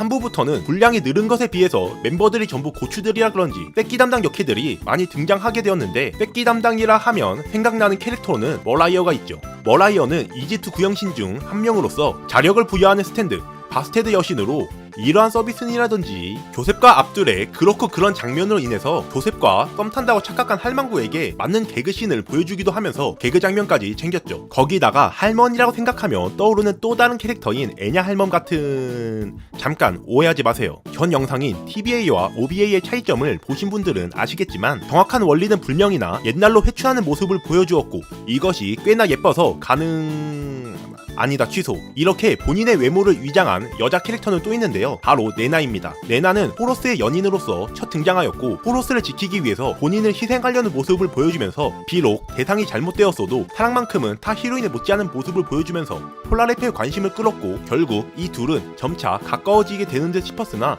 사실 레나는 디오의 수하로 스탠드, 엠프리스를 조셉의 팔에 기생시킨 상태였고 작중 사이사이에 등장하는 스킨십은 폴라레페의 관심을 돌려서 조셉을 발견하지 못하게 하기 위함이었죠. 그러나 조셉의 기지로 인해서 리타이어를 하자 충격적인 진실이 밝혀지는데 그렇게 폴라레프의 사랑이 끝나는 듯 싶었으나 후에 폴라레프의 사랑이 다시 찾아오게 되는데 바로 다음 여자 캐릭터인 말레나가 등장했기 때문입니다. 말레나는 세트신전에서 등장한 여자 캐릭터로 세트신의 공격이 당해서 어려진 폴라레프를 구겨주는 조조 시리즈 전체를 놓고 봐도 수위가 높은 서비스 씬을 보여주기도 했으며 후에 다시 원래대로 돌아온 폴라레프는 말레나를 본인과 엮이게 하고 싶지 않아서 스스로 포기하고 말레나가 폴라레프의 귀걸이를 발견하는 장면은 조조치고는 은근히 로맨틱한 장면이어서 호평을 받기도 했죠.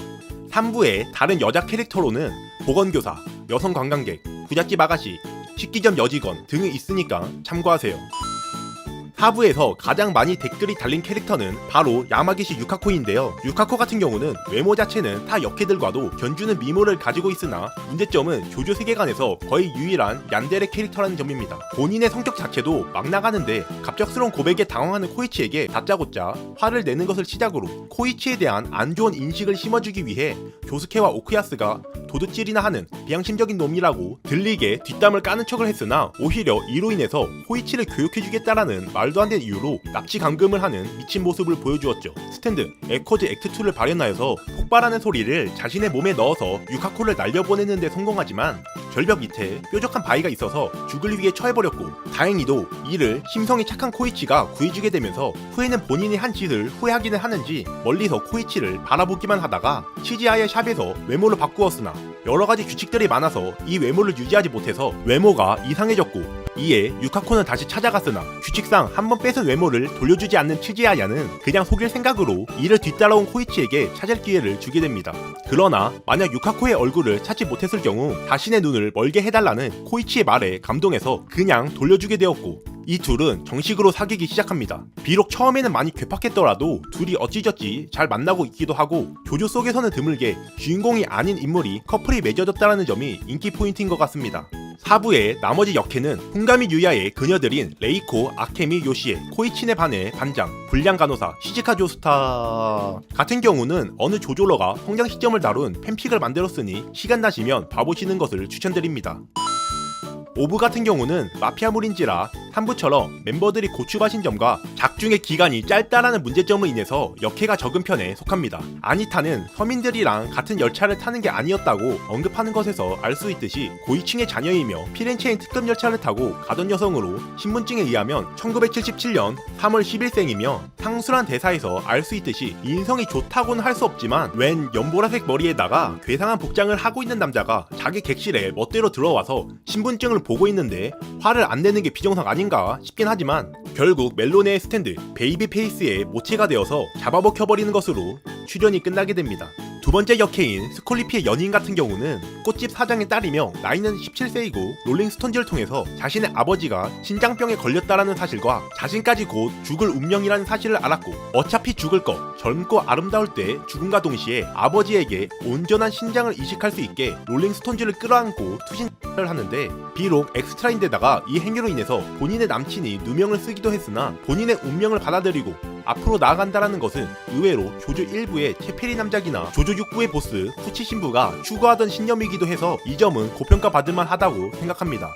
네, 지금까지 조조 속 비히로인 여자 캐릭터들에 대해서 알아보았습니다. 6부는 안 하냐? 라는 의문이 당연히 드실 텐데 예상하셨다시피 비히로인 역해가 8부에 심각하게 몰려서 결국 불량 이슈로 인해서 파트 2를 다시 만들게 되었습니다. 대본은 다 짜놓은 상태니까 다음 영상을 기대해주세요. 시청해주셔서 감사합니다. 다음 영상에서 다시 뵙죠. 안녕하세요, 아이스베어입니다. 이번 영상을 보시기 전에 저번 영상인 조조 속 비히로인 캐릭터들 파트 1을 먼저 보고 오시는 것을 추천드립니다. 군말 없이 바로 시작하죠. 6부 같은 경우는 주인공부터가 여자 주인공인지라 그런지 여자 등장인물들의 비중이 높아졌습니다. 푸파이터즈는 후치 신부가 자신의 디스크를 지키기 위해서 스탠드와 기억 디스크를 넣어서 탄생시킨 스탠드 생명체이며 그렇기에 첫 등장에서는 주인공 이렌과 대치할 수밖에 없었는데 1대2의 전투였음에도 나름대로 선방했지만 결국 에르메스와 조린의 전략으로 리타이어 직전까지 가게 됩니다. 하지만 조린은 그저 갑자기 생명을 부여받아서 생명체가 되어버린 푸파이터즈가 딱했는지 죽이지는 않았고 이에 보답하고자 푸파이터즈는 죄수 에트로의 몸을 이용해서 주인공 일행에 합류하게 되었죠. 때문에 엄밀히 말해서 플랑크톤으로 모인 군집 생명체인지라 성별은 없지만 대부분의 팬덤에서는 여성으로 취급하기도 해서 이번 영상에 포함시켰습니다. 플랑크톤이라 그런지 신체를 자유자재로 조종하여서 조타로의 디스크를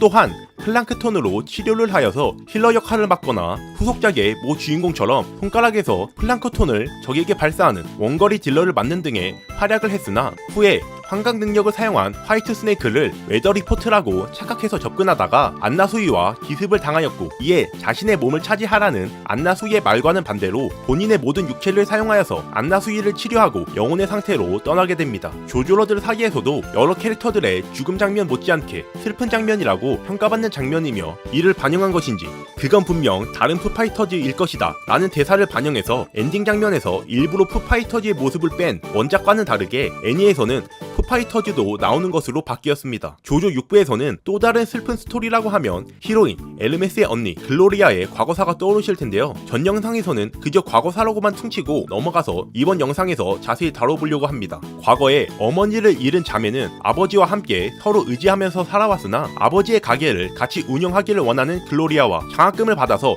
대학을 가고 싶어하는 에르메스가 다투어서 에르메스가 뛰쳐나갔고 글로리아가 이를 쫓아갔으나 하필 그 근처에서 스포츠맥스가 살인을 저지르고 있었고, 본인의 여동생이 목격자라고 누명을 쓰는 것이 두려웠던 글로리아는 본인이 목격자임을 자처해서 사망합니다. 이를 복수하기 위해서 스포츠맥스와 같은 감옥에 수감된 에르메스는 마침내 언니의 복수를 하였고, 후에도 주인공 일행과 합류하게 된 것을 고려하면 스토리 진행에 간접적으로나마 영향을 끼쳤다고 볼 수 있고, 후에 에르디스가 언니를 언급하는 것을 보면 1순 후에는 살아있는 것으로 보입니다. 그 외에 여자 캐릭터들은 조린의 룸메인 게스, 푸치 신부에게 퇴만을 당한 밀라숀, 엑스트라답지 않은 명언을 뱉은 배식당번 죄수, 엠포리오의 이진법 공격에 개같이 당한 뮤차블러 등이 있습니다.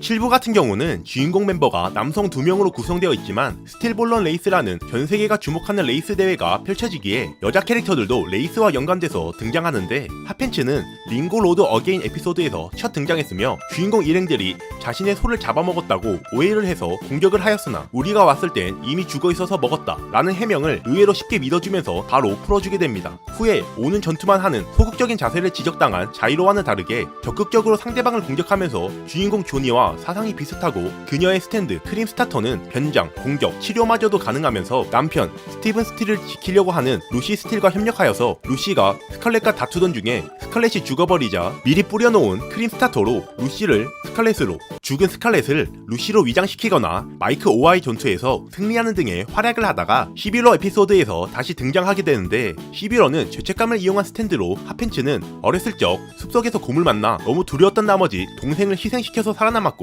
그로 인한 죄책감을 느껴버려서 리타이어 당해버려 기껏 모은 유체를 전부 빼앗기게 되었죠. 후에 최종 보스전에서는 디에고에게 공격을 가하는 데 성공하나 디에고는 이를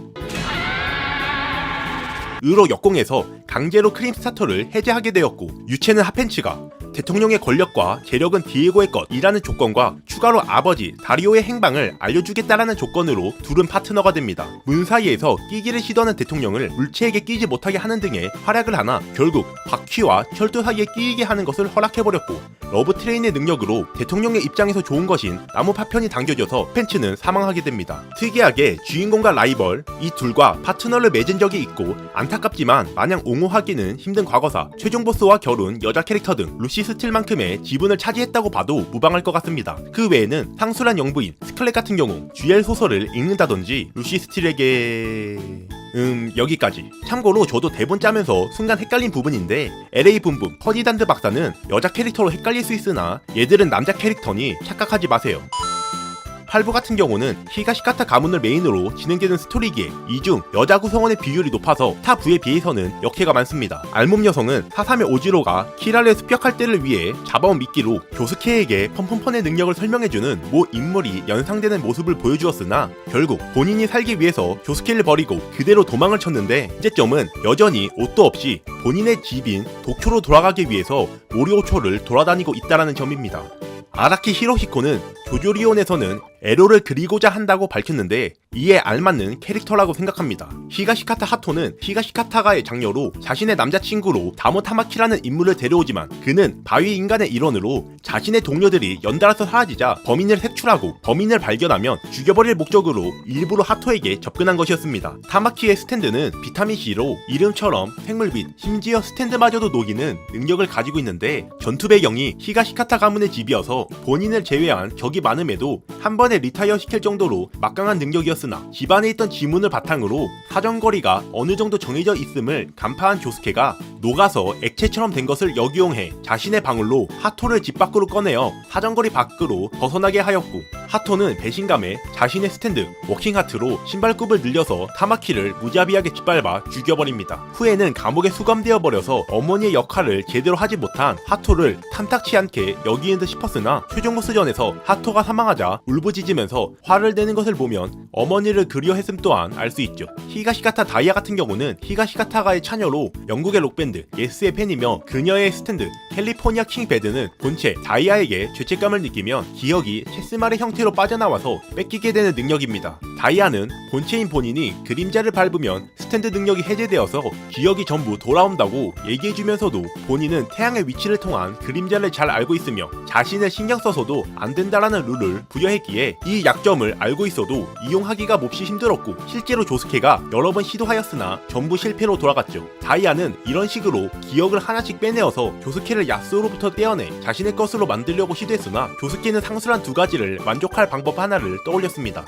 바로 냉장고 안에 다이아의 휴대폰을 집어넣는 것이었죠. 후에 전화가 오게 되었고 이를 직감적으로 야소에게 온 전화임을 눈치챈 다이아가 분노하면서 냉장고를 열게 되나 냉장고는 아시다시피 열 경우 안에 있는 조명이 빛나게 되었고 태양이 아닌 냉장고의 인위적인 빛으로 그림자가 생긴 데다가 다이아가 스스로 연 것이라 조스케가 신경 쓴 것도 아니게 되면서 능력은 전부 해제되고 기억은 되돌아오게 됩니다. 결국 다이아는 사과를 하고 조스케도 다이아를 용서해주면서 사건은 일단락되죠. 그림자가 약점임을 처음부터 알려주는 정정당당한 승부를 추구하는 케이스이기도 하고 다른 악한 의도가 없이 진짜 조스케가 좋아서 저지른 일인 것은 감안해야 하나 어찌됐든 개인적인 이유로 주인공을 가로막은 점, 후에 비중이 적어졌다는 점은 아쉬운 점으로 뽑힙니다. 니지무라 케이는 히가시카타가의 가정부로 처음에는 무뚝뚝하고 기계적인 모습을 보였으나 히가시카타 조스케를 막아서면서 단순한 가정부가 아님이 드러났는데 알고 보니 키라 홀리 조스타의 딸 키라 요시카케의 동생으로 밝혀지게 됩니다. 그녀의 스탠드는 본 디스웨이로 본체인 케이를 만진 이를 대상으로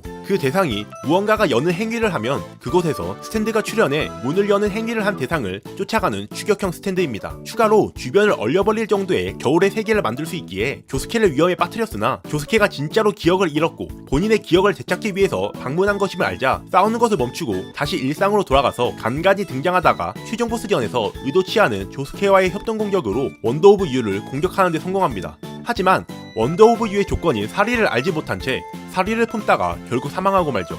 타쿠나미 카레는 흑발의 장발, 조르노의 버터링 머리가 연상되는 캐릭터로 그녀의 스탠드는 러브러브 딜럭스로 손을 댄 곳에 털이 자라게 하는 능력을 가지고 있으며 이로 인해서 여러가지 방식으로 삥을 뜯고 다니는 모습을 보여주면서 웬만하면 부침성 있는 조스케조차도 이 녀석은 결코 좋아할 수 없는 여자라고 딱 잘라서 말하기도 했습니다. 에이펙스 형제전에서도 기습을 당하자 조스케가 구해주었음에도 정작 본인은 빤스런을 치는 배신을 때리기도 하였죠. 물론 후에 양심에 찔렸는지 조스케에게 다시 돌아와 주긴 했습니다. 과거사에서는 역시 조세음이 키라와 연관된 인물임이 밝혀졌고 이로 인해서 스토리에 큰 영향을 끼칠 것으로 보였으나 오히려 최종 보스전에서도 등장하지 않으면서 과거사 설명용 캐릭터로 등장하고 끝났습니다. 그나마 타지의 사람, 돈이 되는 일은 안 가리고 하는 점으로 인해서 구부에서 등장할 수 있다라는 설이 있으나 안 그래도 전투 요원이 부족한 구부 멤버의 머리카락으로 삥 뜯기나 하는 능력이 얼마나 필요한지와 구부 멤버들은 어떻게든 인연이 있던 사이인데 과연 이 사이에 타쿠나미가 끼어들 수 있을지는 의문입니다.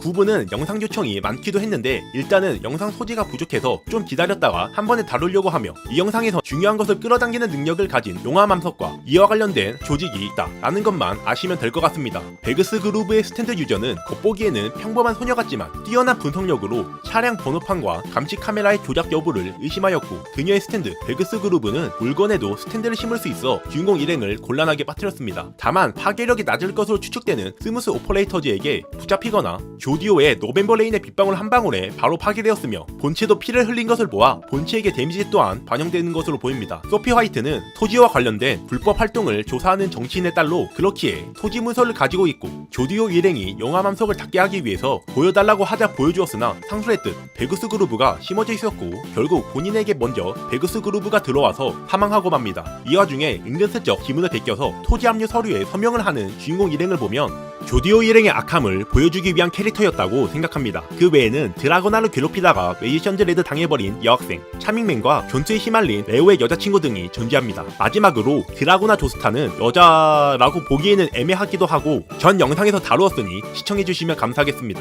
네, 지금까지 조조 6부부터 9부까지의 비히로인 여자 캐릭터들에 대해서 알아보았습니다. 비록 히로인은 아니지만 그래도 각자 나름대로 매력에 있는 여자 캐릭터들이 많았는데요. 여러분들의 최애 여자 캐릭터들을 댓글로 남겨주시면 감사하겠습니다. 시청해주셔서 감사합니다. 다음 영상에서 다시 뵙죠. 오늘은 어린이날을 기념하여서 조조 속 어린아이들의 순위에 대해서 알아보겠습니다. 당연히 순위는 주관적이며 작품에 얼마나 영향을 끼쳤는지를 중점으로 다루어 보겠습니다.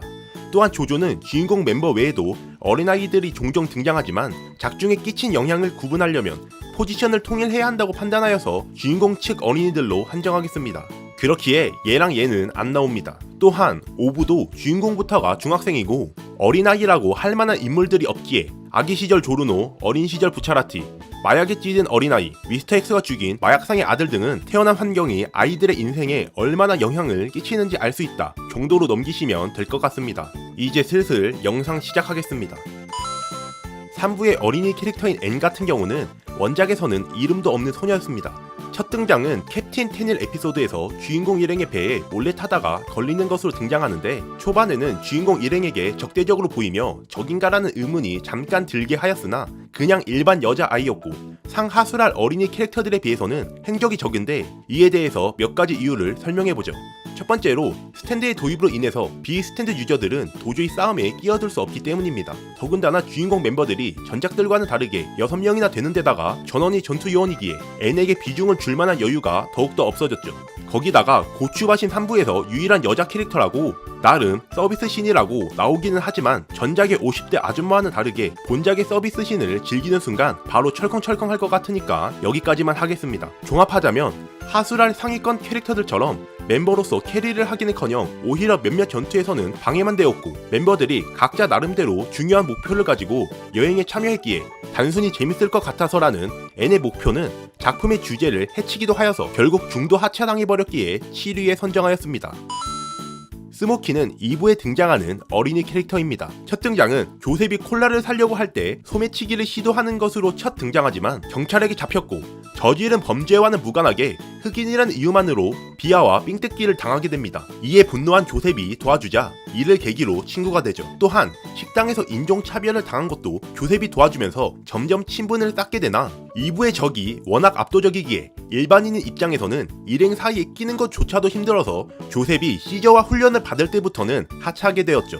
그래도 후반부에는 스피드 웨건과 재등장하기도 하고 조셉의 장례식과 에리나의 임종 장면에서도 재등장하며 3부 시점에서는 미국 최초의 흑인 시장이 되었다라는 신문 기사가 나오기도 했습니다. 전투와는 아예 무관하고 그저 조셉의 캐릭터 설정을 나타내는 용도로만 쓰였지만 그래도 상술한 N과는 다르게 적어도 전투에 방해는 되지 않았기에 6위에 선정하였습니다.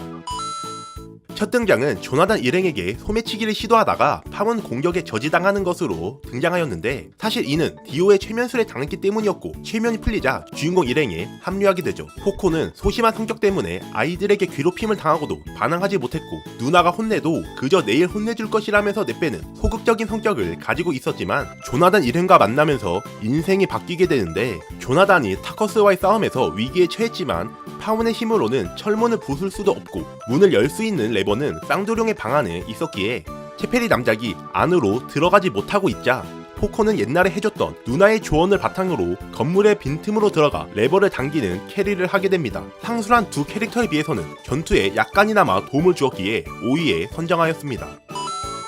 슈거는 7부에 등장하는 어린아이 캐릭터입니다. 조조 그림체를 뚫어버리는 상당한 미모를 자랑하며 주인공 멤버들을 유인하는 것으로 첫 등장하였죠.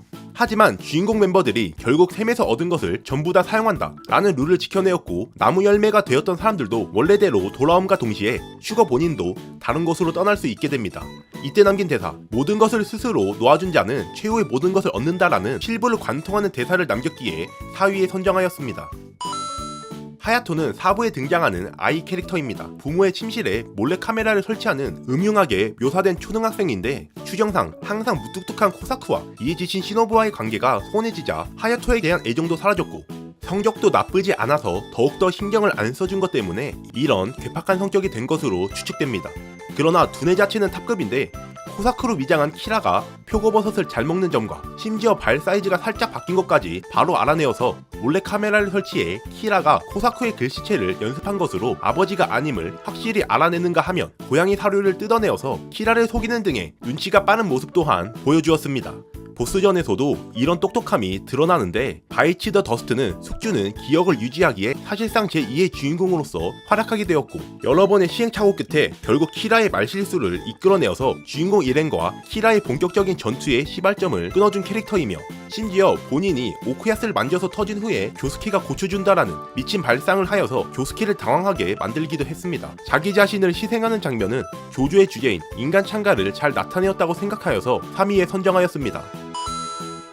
엠퍼리오 아르니뇨는 6부에 등장하는 어린아이 캐릭터입니다. 첫 등장은 종갈리전에서 쿠조조린에게 연애를 가며 죽으니 가지 말라고 경고하는 것으로 첫 등장을 하였는데, 하지만 그럼에도 조린이 면회를 가려고 하자 뼈조각을 넘겨주었고, 이 뼈조각이 조린을 찌르면서 화이트 스네이크의 환상에서 깨어날 수 있었죠. 후에 버닝 다운 더 하우스에서 타 멤버인 웨더 리포트와 안나 수유 함께 등장하면서 본격적으로 멤버에 합류하였으며, 소심한 모습을 주변 동료로 인해서 점점 극복하여서 점점 더 적극적으로 활약을 하게 되는데, 제일 하우스록 에피소드에서는 이진법을 통해서 위치물러의 얼굴을 조린에게 알려주면서 전투를 승리로 이끈다던지, 심지어 나중에는 자동차와 헬기마저 조종하더니 결국 조조 시리즈에서 최초로 보스를 쓰러뜨린 아이 캐릭터라는 타이틀까지 얻게 되었는데, 본인의 스탠드가 아님에도 바로 산소 농도를 100%로 바꾸어서 시간 가속된 푸치만 산소를 더 많이 마셔서 치명타를 입는다라는 전략을 생각한 것이죠. 엠포리오의 정신력이 적어도 웨더 리포트와는 동등하게 성장했음을 알 수 있고, 후에 비록 동일 인물은 아니지만 주인공 일행들을 만나는 장면은 명장면이라고 평가받습니다. 치루기는 8부에 등장하는 아이 캐릭터이며, 겉보기에는 여자아이로 보이나 실제로는 남자아이로 장남은 유전병을 피하기 위해서 여자아이인 척하면서 살아야 한다는 전통 때문에 여장을 하고 있었던 것이죠. 작중에서 히로세 야스오를 본인의 능력 페이퍼문 킹의 능력으로 환각을 걸어서 납치하는 모습을 보여주는가 하면, 조스케와 할아버지에게도 대치하는 모습을 보여주면서, 하지만 후에 할아버지의 격려에 정신을 차리고 난 뒤에는 본인의 아버지가 사슴벌레 싸움을 좋아한다는 사실을 조스케에게 알려주는 한편, 야스오와 힘을 합쳐서 바위인간 아이쇼를 미행하여서 로카카카의 특징을 알아내는 데 성공하였고, 비록 들키게 되었으나 후에 본인이 조빈의 아들임을 역이용하여서 버스를 조빈으로 착각하게 만들어 아이쇼를 치이게 만들어서 승리하는 모습까지 보여줍니다. 하지만 결국 아버지와는 반복할 수 없었는지 아버지인 조빈이 로카카카의 가지를 빼돌리는 것을 도왔고, 학교에서도 본인의 할머니인 카토가 저지른 살인 때문에 왕따를 당하였고, 이에 분노해서 여자아이를 공격해서 중상을 입힌 듯한 묘사를 보여주면서 다시 악으로 가나 싶었지만, 후에 유전병으로 인한 스탠드 능력 폭주로 인해서 아기를 다치게 할 뻔하자 당황하면서 도망치는 모습을 보여준다든지, 알고 보니 상술한 여자아이도 사실은 스탠드 능력이 폭주한 것이다 라는 묘사가 나오면서 선과 악의 사이에서 계속 오고 가는 모습을 보여줍니다. 후에는 오지로와 전투를 벌이게 되지만, 오지로가 실수로 추루기의 종이를 잘못 건드려서 환각에 걸려버린 것을 이용해서 조빈과 치루기는 이를 이용해 죽은 척을 하였고, 조빈이 스피드킹으로 지폐의 열을 축적시켜서 오지로를 쓰러뜨림으로써 부자가 협력을 하여서 적을 쓰러뜨리기도 하였습니다. 하지만 아키오 사토루에게 얼굴이 관통당하는 부상을 입은 데다가 유전병이 더욱 심해져서 잠시 리타이어 했으나, 카토는 오히려 이것을 역이용하여서 신 로카카카를 먹은 토우루에게 추루기를 닿게 하여서 저주가 토우루에 넘어가면서 엠포리오를 이은 두 번째로 보스를 쓰러뜨린 아이 캐릭터가 되었습니다. 8부의 주제가 범죄를 지은 부모의 자식도 그것을 이어받게 되는가, 부모의 가르침은 아이에게 어떤 영향을 끼칠까, 인점을 생각하면 제2의 주인공이라고 봐도 무방한 것 같습니다. 네, 지금까지 조조 속 어린아이 캐릭터들의 순위에 대해서 알아보았습니다. 어디까지나 제 의견인 점을 감안해주시면 감사하겠습니다. 시청해주셔서 감사합니다. 다음 영상에서 다시 뵙죠. 이 속에서는 어느 동물들이 등장했고 어떤 역할을 했는지 아이스베어와 함께 알아보죠. 참고로 동물형 스탠드가 아닌 진짜 동물만 나오니 참고해주시면 감사하겠습니다. 첫 번째로 주인공 조나단의 반려견 데니가 있죠.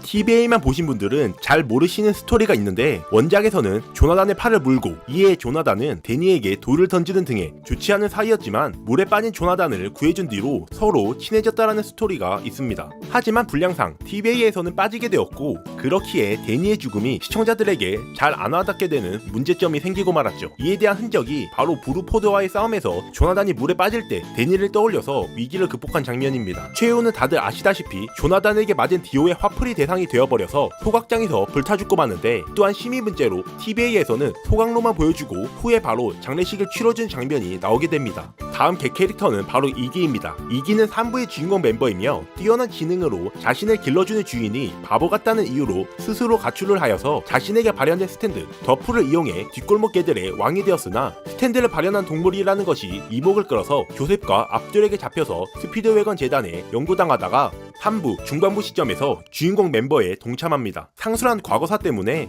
당연히 주인공 멤버들을 좋게 볼 수 없었고, 그렇기에 주인공 일행을 못살게 굴거나 첫 전투였던 은두르전에서는 조타로를 버리려는 모습을 보였으나, 오인고 보인고 전에서는 가게를 난장판으로 만들어 주인공 일행이 독을 든 차를 뱉게 한다던지, 아누비스 전에서는 떨어진 사탕을 주워 먹겠다고 달려들다가 아누비스 신을 나일강의 바닥으로 던져버려서 리타이어를 시킨다던지, 호러스 보인고 전에서는 보인고가 발로 찬 상자에 맞아서 보인고에게 복수를 하는 등의 스토리 사이사이에 잠깐 등장하는 감초 같은 역할을 맡다가 후에 디오의 저택을 찾는 일행들 무리에서 빠져나오지만 오히려 본인이 먼저 디오의 저택을 찾게 되었고, 그때 패쇼백의 같은 동족인 동네 개들이 무자비하게 죽자 바보게 연기를 해서 빠져나오려고 시도하나 소년이 위기에 처하자 이 소년을 지키기 위해서 패숍과 싸우게 되었고, 자신의 다리를 희생해 승리를 하게 되면서 활약을 하게 됩니다. 후에는 아예 주인공 일행과 함께 디오의 저택으로 들어가서 자신의 스탠드 더플로 가짜 디오를 만들어서 바닐라 아이스의 어그로를 끄는 데 성공했으나, 결국 가짜임이 간파당해서 가짜라지만 디오를 공격하게 만든 것에 분노한 바닐라 아이스는 이기를 말 그대로 개패듯이 팹니다. 하지만 그럼에도 버티다가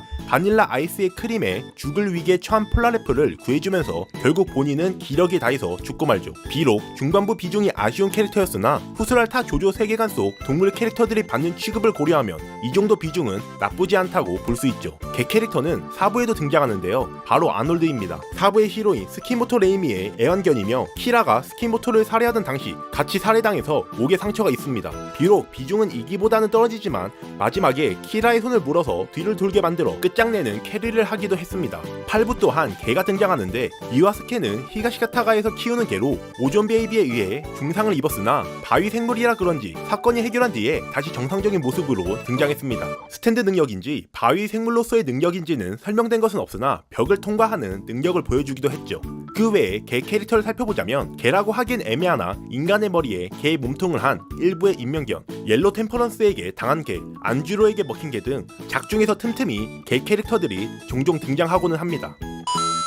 개와 더불어 반려동물로 인기가 많은 동물이나 아라키 작가가 고양이를 싫어하는지 조조 세계관 내에서는 영 취급이 좋지 않은 편인데, 3부에서 도박에 쓰인 고양이 같은 경우는 본인의 의도는 아니었으나 폴라레프의 큰 고기 쪽으로 갈 것이다 라는 예상을 빗맞추게 해 폴라레프를 패배시켰으며, 4부에 등장하는 고양이 타마는 시노부가 실수로 죽여버렸는데 이 고양이가 환생한 것이 바로 스트레이캣입니다. 첫 등장만 해도 본인을 죽인 시노부를 죽이려고 시도하고 이를 저지하려는 코사쿠마려도 죽이려는 등의 모습을 보여주나, 고양이의 습성이 남아있다는 점으로 인해서 저지되고 후에 햇빛이 차단되면 활동할 수 없다는 점까지 밝혀지면서 창고에 박혀 지내다가 하야토가 이를 발견해 본인의 아버지로 위장한 키라를 죽이기 위해 사용하게 되나, 재수없게도 우연히 주머니에 있던 시계로 인해 실패해 오히려 키라의 무기로 전락하고 맙니다. 이를 이용해 니지무라 오쿠야스를 쓰러뜨리나, 조스케는 크레이지 다이아몬드로 오쿠야스를 살렸고, 오쿠야스는 더 핸드로 다시 스트레이캣을 강탈하는 등 서로 주고받다가 마침내 키라를 쓰러뜨린 후에는 오쿠야스의 아버지와 잘 지내고 있는 것을 보아 악한 생물은 아닌 것으로 보입니다. 고양이 캐릭터는 9부에서도 등장하는데요. 조디오 일행이 다이아몬드를 훔치기 위해서 시시벨로안의 별장에 잡입하자 마주친 적들로 능력은 채모를 와이어처럼 단단히 만드는 능력이며 인간의 몸을 파고들 정도의 내구성을 자랑합니다. 더군다나 다수의 개체로 구성되어 있는 데다가 함정을 팔 정도의 고지능을 가지고 있어서 주인공 일행들을 압박하지만 빤스런에 친 줄 알았던 우사기가 고양이들이 올라타고 있던 나무를 차로 들이박았고 추가로 고양이들에게 캐비어를 먹였기에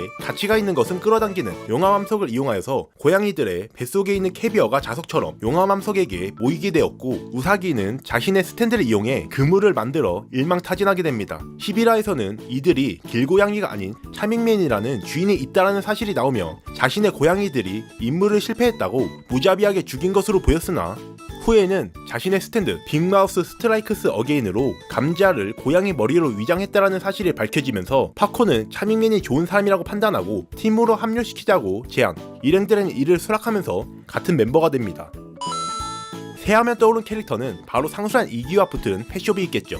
조조 3부에서 대다수 빌런들이 개그스럽게 퇴장한 것과는 다르게 펫샵은 끝까지 처절하게 싸우다가 사망하는 모습을 보여주면서 조조러들에게 큰 인상을 남기게 됩니다. 참고로 원작에서는 디오가 첫 등장했을 때 펫숍이 아닌 다른 앵무새가 앉아있었고 후에 펫숍이 등장하면서 팬덤에선 이를 설정 변경으로 취급했으나 스피노프 작품인 크레이지 D의 악령적인 실현에서는 펫사운드라는 아예 별개의 개체라는 설정이 나오며 스탠드 이름은 밝혀지지 않았으나 기억을 기록하고 재현하는 능력을 가졌습니다.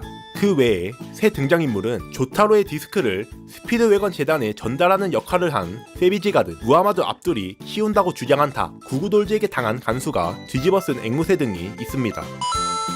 쥐 같은 경우는 고양이의 먹잇감이라는 인식이 있지만 조조 세계관이라 그런지 기묘하게 전현 주인공 2명을 고전시켰다라는 활약을 한 캐릭터가 있습니다. 바로 깔쭈기와 안 깔쭈기인데요. 화살을 맞아 스탠드를 사용할 수 있게 된 쥐들로 정신이 구현되는 스탠드의 특성상 같은 종이라 그런지 같은 스탠드, 레치를 얻게 되었습니다.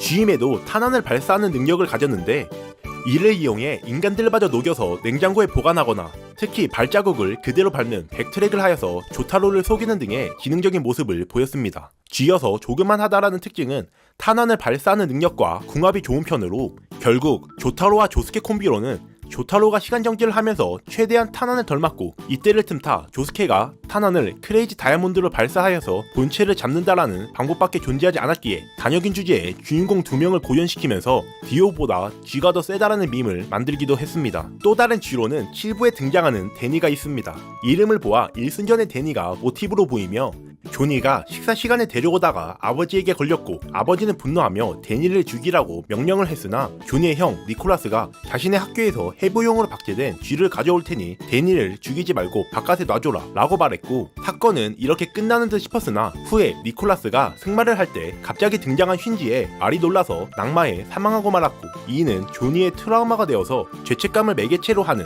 11호전에서 등장하기도 했습니다. 그 외에는 조린이 구구돌즈의 능력으로 작아졌을 때 쥐의 가죽을 뒤집어 쓰기도 했습니다.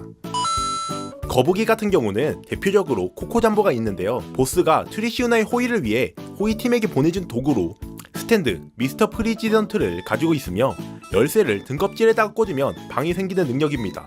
안에는 전기와 전파가 그대로 통해서 안에서 몸을 숨기며 편하게 휴식을 취할 수 있다는 장점이 있고 주로 단점으로는 화장실에 부재가 꼽히나 이는 임무를 수행하느라 틈틈이 바깥으로 나가야 하는 상황인지라 생각보다는 큰 문제가 아니며 작중에서 묘사된 단점은 본체는 일반 거북이인지라 스스로 판단할 지능을 가지고 있지 않아 똥을 참지 않고 지멋대로 싸서 코코잠보가 싼 똥을 프로슈터에게 들킨다든지 심지어 베이비페이스의 얼굴에 똥을 넣어서 베이비페이스의 어그로를 끄는 등의 문제점이 생기기도 했습니다.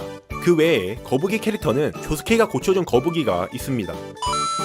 말은 특성상 주로 과거 시대를 다룬 1, 2부와 7부에 등장하는데요. 1부에서는 마차가 자주 등장하며 2부에서는 말의 석가면을 씌워서 각성시킨 흡혈마가 나오기도 하며 7부 스틸볼런 레이스에 등장하는 말들은 이름까지 있는데 그중 주요 인물들의 말을 살펴보자면 주인공 조니 조스타의 말의 이름은 슬로우 댄서로 나이가 11살이며 경주마로 활동하기에는 늙은 나이인지라 레이스에서 고생이 많았지만 그래도 주인이랑 같이 살아남았고 8부 시점에서도 슬로우 댄서로 추정되는 말이 등장하기도 했습니다. 조니의 파트너 자이로 체페리의 말의 이름은 발키리이며 전반적으로 주인인 자이로가 연상되는 옷을 하고 있습니다. 라이벌인 디에고의 말의 이름은 실버블렛이고 디에고의 모티브는 흡혈귀 디오이지만 실버블렛은 흡혈귀에게 치명적이다라는 클리셰를 고려하면 디에고는 디오를 모티브로 한 것은 맞으나 디오와 동일 인물이 아님을 간접적으로 나타낸 것으로 보입니다. 우르마드 압둘은 특이하게 낙타로 도전했지만 스틸볼런 레이스에서 첫 번째로 리타이어하면서 역시 압둘은 1순에도 압둘이라는 조롱을 받기도 했으며 아이러니하게도 본인의 모티브인 무하마드 압둘은 호로스에게서 죽은 척을 하고 숨어 있었기 때문에 3부 멤버 중 유일하게 낙타를 타지 못했습니다. 먼저 8부의 등장동물인 바이생물은 상술한 이와스키를 제외하면 특정 동물 카테고리로 묶기가 애매해서 한 번에 다뤄보려고 합니다. 어반게릴라의 애완동물이자 탈것으로 첫 등장한 도레미파솔라티도, 가드레일의 모습을 한 바이생물 라디오가가 이름 그대로 머리핀으로 위장한 머리핀 곤충, 대나무 발 같은 모양을 하고 있는 두두두 대다다다, 벼랑지에 서식하는 오블라디 오블라다 등이 있습니다. 또한 5부의 주인공 조르노의 골드 익스피리언스는 생명을 창조하는 능력인지라 동물을 만들어내는 경우가 많았는데 이를 빠르게 살펴보죠. 나비, 개구리, 파리, 뱀, 해파리, 생선, 개구리, 생선, 독사, 개구리, 물고기, 무당벌레, 장수풍뎅이, 두더지, 개미, 전갈을 만들었으며 마지막으로 카테고리로 분류하기 애매한 동물들은 캐피리의 파문을 맞은 개구리, 조조 최초의 동물 스탠드술사 포에버, 디아블로가 빨아먹은 개구리, 존갈리 A가 잡은 파리, 스톤오션 교도소의 악어, 말벌, 개구리, 장수풍뎅이, 모기, 수수께끼 생명체 로드, 핫팬츠가 먹으려고 준비한 소, 핫팬츠를 죽이려 든 곰, 조빈의 장수풍뎅이 등이 있습니다. 네, 지금까지 조조 속에 등장하는 동물들에 대해서 알아보았습니다. 제가 최대한 조사를 해보았지만 왠지 찾지 못한 동물들이 있을 것 같아서 찝찝한데, 그러니 여러분들이 생각나시는 제가 언급하지 못한 동물들이 있다면 댓글을 남겨주시면 감사하겠습니다. 안녕하세요, 아이스베어입니다. 오늘 알아볼 주제는 바로 조조 속 형제 자매들입니다. 조조 속에는 어느 형제 자매들이 있었는지 아이스베어와 함께 알아보죠. 참고로 이전의 영상에서 다룬 캐릭터들은 중복 문제로 제외하였고 궁금일가, 히가시카타가는 조조 속 부모들 영상에서 한 번에 다룰 계획이니 감안해주시면 감사하겠습니다. 시저의 형제자매들은 작중에서 드러난 것을 보면 성별이 애매하긴 한데 총 4명의 형제자매가 있었음을 알 수 있습니다. 그러나 아버지 마리오가 기둥 속의 사내권에 자식들을 엮이게 하고 싶지 않아서 말도 없이 가출을 해버리고 삼촌들에게 유산을 전부 뜯겨버려서 결국 보육원에서 지내다가 시저는 삐뚤어지고 말아 보육원에서 나와서 양아치 생활을 했기에 이후에 형제들의 행적은 밝혀진 것이 없습니다. 그래도 시저가 기둥 속의 사내들로부터 세상을 지키기 위해서 싸우다가 죽었고 대기업의 사장인 피드웨건과도 친하기 때문에 나머지 형제들은 피드웨건 재단의 도움을 받아서 궁핍한 생활에서 벗어났음은 상상해 볼 수 있죠. 폴라레프가 주인공 일행에 합류한 것은 바로 자신의 여동생 셰리를 죽인 제이가일에게 복수를 하기 위함이었는데, 이런 목적이 무색하게 작중에서는 개그 캐릭터를 맡았으나 정작 제이가일을 만났을 때는 동료들과 손절을 치고 따로 행동할 정도로 분노하면서 이런 개그적인 요소는 일상에서만이라도 본인의 분노를 감추기 위함이었음이 드러나죠. 후에 제이가일에게 복수를 하기는 하지만 결국 이것으로 인해서 애냐 할멈에게 복수당할 위기에 처하는 등 복수는 복수를 낳는다는 점, 이미 죽은 사람은 부활할 수 없다, 창작물에서 등장하는 복수에 대한 고찰을 보여준 남매이며 이는 후에 에르메스 코스텔로에게 이어집니다. 이 형제는 이 영상이 순위 영상이었다면 상위권에 랭킹했을 정도로 매력적인 형제들입니다. 첫 번째로 조조 3부의 빌런들이 주로 찌질한 악당만 나와서 물릴 쯤에 비록 간지나는 악역이라 볼 수는 없으나 변장하는 능력을 통해 괴상망측한 조타로를 보여준 형 오인고, 무조건 예언대로 지능되는 토트신을 가지고 온갖 개그신을 만들어내는 보인고는 참신하다라는 평이 있었으며, 추가로 동생인 보인고는 형의 리타이어로 인해서 방황을 하지만 호로스와 다시 팀을 맺어서 주인공에게 도전하고 비록 패배했지만 마지막에는 깨달은 모습까지 보여주는 성장 캐릭터로서의 면모를 보여주기도 했습니다. 이렇게 성장하는 동생이란 포지션은 하수라 프로슈토 패시 형제에게도 이어지죠. 니지무라 형제는 상술한 형제들과는 다르게 사이가 좋지 않은 편에 속하며 일방적으로 형이 동생을 갈구고 동생은 이에 억압되는 모습을 보여줍니다. 그러나 이는 과거사를 보면 어느 정도 이해할 수 있는데, 바로 형제의 아버지가 사업을 실패하면서 집안이 파탄이 났고 그렇기에 아버지는 디오의 부하로 들어갔으나 디오의 사망으로 인해서 아버지는 육신의 싹에게 먹혀서 흉측한 괴물이 되었기에 어렸던 형제 둘이서 괴물이 된 아버지를 보호하면서 집에서 살고 있었던 것이죠. 이렇게 어렸을 적부터 가장의 노릇을 하게 된 형이니 당연히 엄할 수밖에 없었고, 있었고 동생은 그렇기에 이를 알고도 참을 수밖에 없었던 것이며 그렇기에 엄한 군인을 모티브로 한 배드컴퍼니가 반영된 것으로 보입니다. 물론 이를 감안해도 동생을 살인 공범으로 만들 뻔한 점과 단순히 아버지를 고칠 능력을 가진 스탠드 유저를 얻겠다고 마을에서 스탠드 술사를 양산한 것은 명백히 비판받아야 하기에 결국 본인이 화살로 양산한 스탠드 중 하나인 레드 핫칠리페퍼에게 죽어버리며 동생인 오크야스도 슬퍼하긴 했지만 형이 악인임은 명확히 하며 선을 그었습니다. 그래도 후에는 키라에게 당해서 기절해 있는 오크야스를 응원해주는 역할로 재등장하면서 형제 사이 자체가 나쁘지 않았음은 한 번 더 알려줍니다.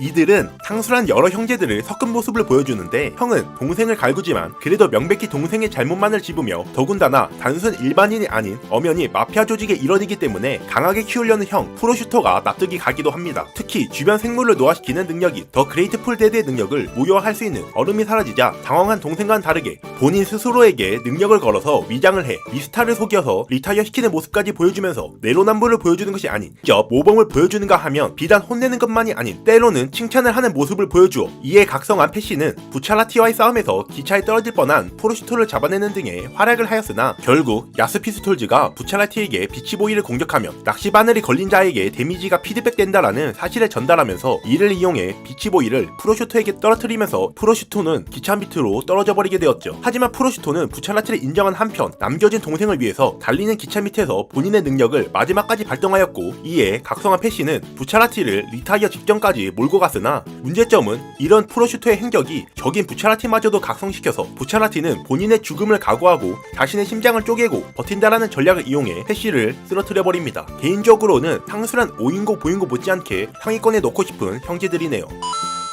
6부의 또 다른 형제들로는 디오의 아들들이 있죠. 이 중에서 도나텔로만 출생연도가 1985년부터 1986년 사이라고 언급되어 있어서 도나텔로가 첫째, 리키엘과 은가로 같은 경우는 똑같은 1998년이나 이미지가 그나마 나이가 있어 보이는 리키엘을 둘째, 은가로를 막내로 여기는 경우가 많습니다. 사실 이들은 조르노처럼 디오가 인간을 탐구하기 위해서 관계를 맺어서 낳은 자식인지라 서로 모르고 지냈다가 각자 사고를 당해서 응급실에 있던 푸치 신부를 중심으로 뭉치게 됩니다. 재밌는 점은 삼형제는 가계도상 디오의 아들임과 동시에 유전자적으로는 조나단의 아들이기도 해서 디오와 조나단의 성격을 확인할 수 있다는 점입니다. 먼저 도나텔로는 불우한 과거사, 금발의 머리, 어린아이라도 거리낌 없이 죽이려 하는 사악함, 스탠드의 이름이 언더월드라는 점, 언더월드의 능력은 죽은 자를 재현한다는 점이 희생인을 연상시킨다는 점, 푸치 신부의 천국에 도달하겠다는 목표를 본인이 탐내는 욕망 등이 디오와 닮았고 반대로 리키엘은 조나단이랑 닮지는 않은 것 같은데 그래도 전 영상에서 언급했듯 생명체를 조종하는 로드가 파문의 주요 효과 중 하나인 생명체 조종을 연상시키게 한다는 점, 비록 충성의 대상이 잘못되었으나 이를 믿고 자신의 몸을 불태우는 의지를 보여주는 것이 자신의 주먹을 불태워 디오의 기여한 행동법을 파괴한 조나단을 연상시키게 한다는 점, 멀쩡히 학교에 다니고 있고 오토바이를 소지하고 있었다라는 묘사가 나오는 것을 보면 삼형제들 중에서는 그나마 유복하게 살았다는 점은 귀족 조나단을 연상케 합니다. 그렇기에 삼형제들 중에서도 형이 가장 좋으나 로드의 특성상 전투 로그를 길게 짤 수 없다라고 판단했는지 1화밖에 편성받지 못해 팬들에게 아쉬움을 선사하기도 했죠. 마지막으로 운가로 같은 경우는 마약에 찌든 모습과 추한 외모는 알코올 중독으로 인해서 모습이 추해진 디오의 아버지인 다리오르, 운가로의 스탠드, 보헤미안 랩소디는 범위가 전 세계라는 것이 디오의 스탠드, 더 월드를 연상케 한다는 점, 자신의 능력을 과신하다가 자신과 똑같은 능력을 각성한 조타로에게 당한 디오처럼 자신의 능력을 과신하다가 자신의 능력에게 당해서 스탠드가 봉인되었다는 점 등이 유사합니다. 참고로 가계도상 2부의 등장인물 조지조스타 2세와 5부의 주인공 조르노 또한 이들의 형제이나 직접적인 연관은 없기에 제외하였습니다. 샌드맨은 자신의 부족원들에게 쫓겨서 도망치는 것으로 첫 등장합니다. 동생의 뺨을 때리고 부족원들에게 사과를 하면 용서해줄 것이다 라고 부탁을 하는 등의 모습을 보여주지만 후에 너의 생각을 아무도 이해 안 하려 한다 라는 언급을 하는 것을 보면 동생을 위하기는 하나 현실의 벽에 가로막혀서 어쩔 수 없이 동생의 의견을 반대함을 알 수 있죠. 문제점은 후에 스틸볼런이 조조로 계획이 바뀌면서 새로운 주인공 조니 조스타가 등장하게 되었고 결국 샌드맨도 비중이 줄어서 샌드맨의 누나 또한 등장하지 않게 됩니다. 물론 현재의 조니도 마음에 들긴 하지만 자신의 부족에게 배척받음에도 자신의 부족을 위해서 신념을 지키는 모습과 승마경주에서 지 혼자서 테이즈런너를 하는 점이 참신했다고 여겼는데 이는 아쉽기도 합니다. 에이펙스 형제는 8부에 등장하는 쌍둥이 바위 인간 형제입니다. 형의 능력인 쇼트키 넘버1은 오른쪽 손가락을 바위처럼 변형시켜서 자신의 왼손으로 만진 물건을 오른손으로 전달하는 능력으로 작중에서 자신들을 검문하려는 경찰에 수갑을 이용해 경찰들을 공격하거나 왼손으로 만진 와이어를 사용해 교스케를 구속하는데 활용하는 식으로 사용하였으며, 동생의 능력인 쇼트키 넘버2는 축구공 안에 들어가 있는 맹독가스의 스탠드이며 적에게 축구공을 맞춰서 맹독가스에 노출시키는 방식으로 공격하는 데 사용합니다. 작중에서는 동생이 쇼트키 넘버2를 교스케의 다리에 맞추고 형이 넘버1으로 교스케에게 독가스를 넘기려고 시도하나 조스케가 공기방울을 가둬서 오히려 형이 죽으려고 합니다. 이를 틈타 타쿠나미는 자신의 스탠드 러브러브 딜럭스로 형의 머리카락을 길게 한 후에 태워버렸고, 이를 본 동생은 스탠드를 해제하지도 못하는지 자신의 스탠드를 돌려달라면서 달려오다가 서로 부딪혀서 독가스 같은 방울이 터져서 사이좋게 죽고 말죠. 개인적으로 아쉬웠던 점은 능력 자체도 이게 이렇게 연계가 되네 라는 느낌이 아닌 해당 에피소드만을 위해서 스탠드 능력을 억지로 만든 듯한 자기성이 들기 때문입니다. 네, 지금까지 조조 속 형제들에 대해서 알아보았습니다. 여러분들이 형, 동생 삼고 싶은 캐릭터는 누구인지 알려주시면 감사하겠습니다. 시청해주셔서 감사합니다. 다음 영상에서 다시 뵙죠. 조디오 조스타는 조조의 기묘한 모험 9부 더 조조렌즈의 주인공입니다. 가족으로는 형인 드라구나 조스타, 어머니인 바바라엔 조스타가 있으며 아버지는 모종의 이유로 별거 중입니다. 조디오는 토끼 그림 안에서 더 조조를 가리키고 있는 장면으로 첫 등장하였는데, 이는 하와이에 실존하는 토끼섬을 나타낸 것으로 결국 9부의 배경은 하와이가 될 것임을 암시한 것으로 보입니다. 조스타가를 상징하는 별은 머리끈으로 표현되었으며 그의 심볼 마크는 날개가 달린 하트 장식물로 조르노 조바나와 하트인 점은 동일하나 조르노 쪽은 장식물이 아닌 하트 모양으로 파여진 옷을 입기에 겉으로는 행적이 유사하나 깊게 따지면 오히려 몇몇 부분은 행적이 반대인 점을 나타낸 것으로 보입니다. 먼저 공통점을 살펴보자면 15살이라는 동갑의 나이, 디오와 연관됨, 초반의 경찰과 엮임, 갱단에 소속됨 등이 있으며 결정적으로 더 조조렌즈 7화의 표지에 본인이 주인공인 9의 화살표가 가리키는 것이 아닌 5의 화살표가 가리키면서 조르노를 모티브로 하였다라는 점은 거의 사실로 보이나, 조르노는 혈연의 사랑을 못 받고 오히려 이름 모를 갱 같은 타인에게서 인간의 정을 배웠으며 부차라티가 리더인 호이팀의 일원이 되어서 비교적 빠르게 승진하였고 후에 반역에 성공하여서 무려 일주일 만에 마피아 조직의 보스라는 타이틀을 얻었으나, 조디오는 아버지와 결별한 것을 제외하면 가족관계가 비교적 원만하며 그렇기에 가족을 건들면 물불 가리지 않고 말릴 때까지 죽도록 패는 모 수학교사가 연상되는 폭력성을 지니고 있으며, 이로 인해 사이코패스 검사에서 거의 만점이 나오는 등의 이질적인 냉혹함을 보이나 타 사이코패스들과는 다르게 속으로는 상처 입은 것을 보면 조르노의 악인의 자식도 부모에게서 악함을 물려받는가 라는 주제처럼 선천적인 악인은 과연 이를 극복할 수 있을 것인가를 주제로 삼은 것으로 보입니다. 조디오 가족은 뉴저지주 앤틀랜틱 시티에서 살았으나 아버지와 헤어지고 나서 하와이로 이사를 왔는데, 그때 우연히 동네 사람이 11살이었던 조디오에게 마약 심부름을 시켰고, 이를 계기로 조디오는 마약 운반일을 본격적으로 시작하게 되었다. 이렇게 마약 운반일을 하던 조디오는 어느 날 형 드라고나와 함께 마약을 운반하다가 경찰관의 신문에 걸리게 되는데, 말단인 형제는 문제를 만들기 싫어서 경찰관의 신문에 성실히 임했으나 이들은 불량 경찰이었고 드래고나를 여자로 착각해서 아니 미친 새끼들인지 남자인 것을 알았음에도 오히려 좋다면서 성추행을 시도하나, 이에 빡친 조디오는 자신의 스탠드 노벤버 레인으로 경찰관들을 반쯤 죽여놓는데, 그의 스탠드 노벤버 레인은 건지 앤 로지스의 곡 November Rain. 를 모티브로 하였는데 조조 9부인데 어째서 11월을 모티브로 했나 의문이 들 수 있으나, 조조렌즈 1권에서 작가의 언급에 따르면 원래 노벤버는 라틴어로 숫자 9를 뜻했으나 시대가 지나면서 달력이 2개월 앞당겨져서 9월이 11월이 된 것을 모티브로 한 것이라 한다. 요즘 조조 스탠드답게 스탯은 전부 물음표이나 한번 추측을 해보자면 방울이 콘크리트조차도 뚫을 수 있기에 파괴력은 적어도 B 이상, 스피드는 스탠드체 자체를 움직인 것보다는 각도를 조절해서 B를 발사하였기에 D급에서 E급으로 추측되며, 사정거리는 반경 3m에서 높이 4m로 C급, 지속력 같은 경우는 아직까지는 그냥 원할 때 꺼낼 수 있는 것으로 보이기에 무난하게 B급에서 A급으로 추측되며, 정밀동작성은 사복경찰에게서 마약을 들켰을 때 사복경찰은 멀쩡하게 냅둔 채로 마약만 녹였고, 이를 보아 B의 세기를 상당히 정밀하게 조절할 수 있는 것으로 보이기에 B급 이상을 줄 수 있을 것으로 보이며, 성장성은 아직 초반이라 알 수 없으나 모든 스탠드를 가진 주인공 조조들은 인간형의 스탠드들로 러쉬를 한 적이 있고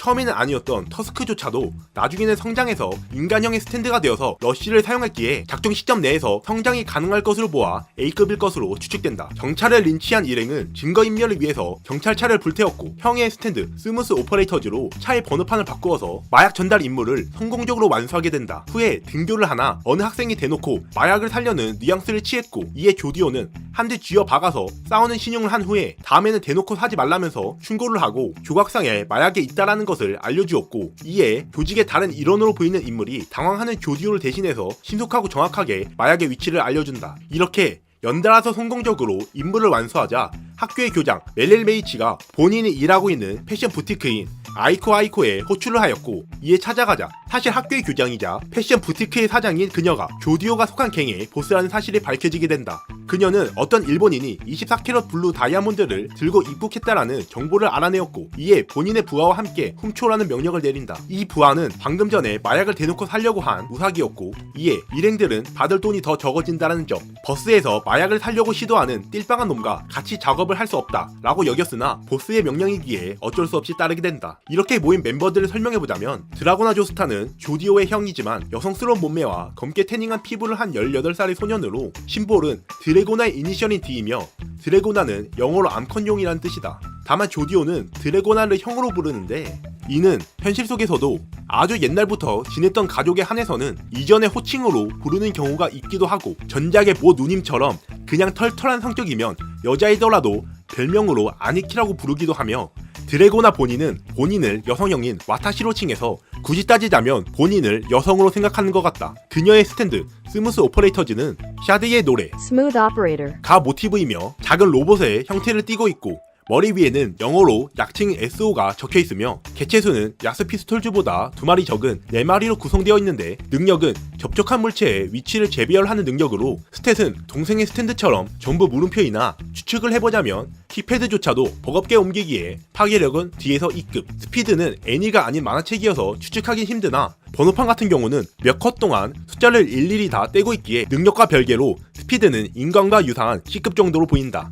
사정거리는 발동 조건이 접촉이기도 하고 스탠드체 근처에 계속 있었던 모습을 보면 E급에서 없음 사이로 추정되며 지속력은 확실치는 않은데 1화에서 멋대로 바꾼 경찰관의 눈이 2화에서 되돌아와 있었지만 이것이 경찰의 추적을 피하기 위해서 스스로 다시 돌려놓은 것이라면 A급, 스탠드 자체에 지속력이 딸리는 것이라면 B급에서 C급 정도로 추측된다. 정밀 동작성은 신분증 등을 위조하는 것을 보아 급 이상이며 성장성은 동생처럼 작중에서 지켜봐야 할 것으로 보이나 딱히 성장할 만한 건덕지가 보이지 않는 스탠드라서 성장하지 못할 것으로 판단되어서 D급에서 E급 사이로 추측된다. 그 다음 일행인 파코 러브란테스는 모 배우와 전작의 어떤 리더가 연상되는 괴상망측한 옷을 입었는데 모자와 벨트에는 본인의 이름인 파코가 새겨져 있으며 아버지에게 가정폭력을 당해서 왼쪽 귀가 찢어졌다라는 과거사를 가지고 있고 이런 과거사 때문인지는 몰라도 도벽을 가지고 있다. 그를 상징하는 심볼은 녹고 있는 아이스크림 콘이며 첫 등장은 항소한 것처럼 조디오가 허둥대면서 마약의 위치를 알려줄 때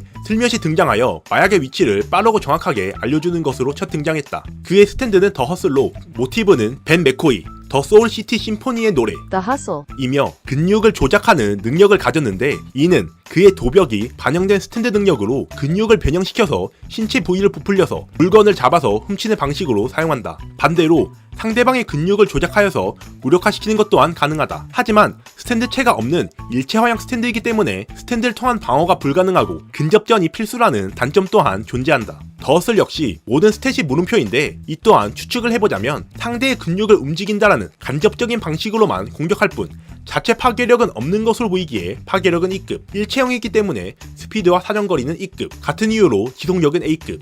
정밀 동작성 같은 경우는 물건에 따라서 세기를 조절해야 할 소매치기가 가능한 수준이라 적어도 인간급인 C급 이상. 성장성은 스토리가 진행돼봐야 알 것 같지만 딱히 성장할 건덕지가 없어 보이기에 D급에서 E급으로 추정된다. 마지막 일행인 우사기 알로하오에는 이름에서 알 수 있듯이 일본계 미국인으로 추정되는데 상술한 버스에서 마약을 살려는 생각 없는 선배가 바로 우사기였으며 그로 인해 조디오는 우사기에 대해서 좋지 않은 시선을 보냈으나 오보의 모 탱커 마냥 부침성 있는 성격과 더불어 작중에서 가장 먼저 상황을 분석하는 모습 및 동물 또한 스탠드를 쓸 수 있다는 사실을 언급하는 등 스탠드 배틀에 대한 지식도 어느 정도 가지고 있으며 그의 심볼은 원래는 가터벨트를 입은 여성의 다리였으나 모종의 이유로 가터벨트가 사라진 여성의 다리가 뒤집혀진 형태로 바뀌었다.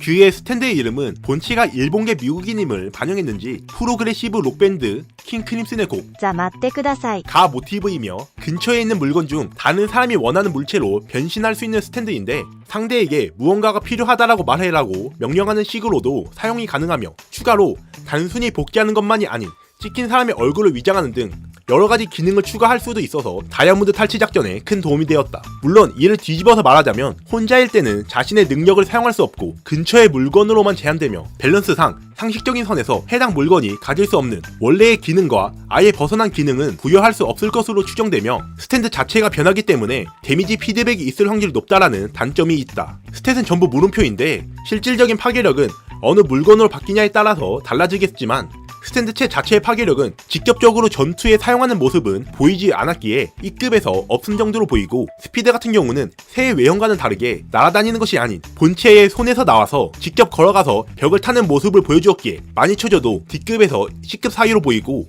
특정 물건으로 위장해서 본체와 어느 정도 거리가 있더라도 계속 유지되어야 하기에 사정거리, 지속력은 둘 다 적어도 B급 이상, 정밀 동작성 같은 경우는 큰 음신, 옐로 템퍼런스, 더풀 등 변장하는 스탠드임에도 이들은 오히려 공통적으로 정밀 동작성 스탯이 낮은 것을 확인할 수 있기에 정밀 동작성 같은 경우는 스탠드의 능력이 얼마나 정밀한가가 아닌 스탠드 자체가 얼마나 정밀하게 움직일 수 있는가를 따지는 것을 알 수 있고 그로 인해 이들과 비슷한 D급에서 E급 사이로 보인다. 성장성 같은 경우는 타 이론들처럼 알 수는 없으나 나머지 일행들에 비해서는 그나마 독특한 능력으로 성장할 여지가 남아있어서 히로세 코이치처럼 성장하는 조력자 포지션에 포함될 경우 B급에서 A급 사이 정도로 보인다. 지금까지 조조 9부 속 주인공 멤버에 대해서 알아보았다. 이렇게 되면 다음 영상의 주제가 무엇일지 예상했을 것이라 믿으며 영상을 마치겠다. 다음 영상에서 다시 보자.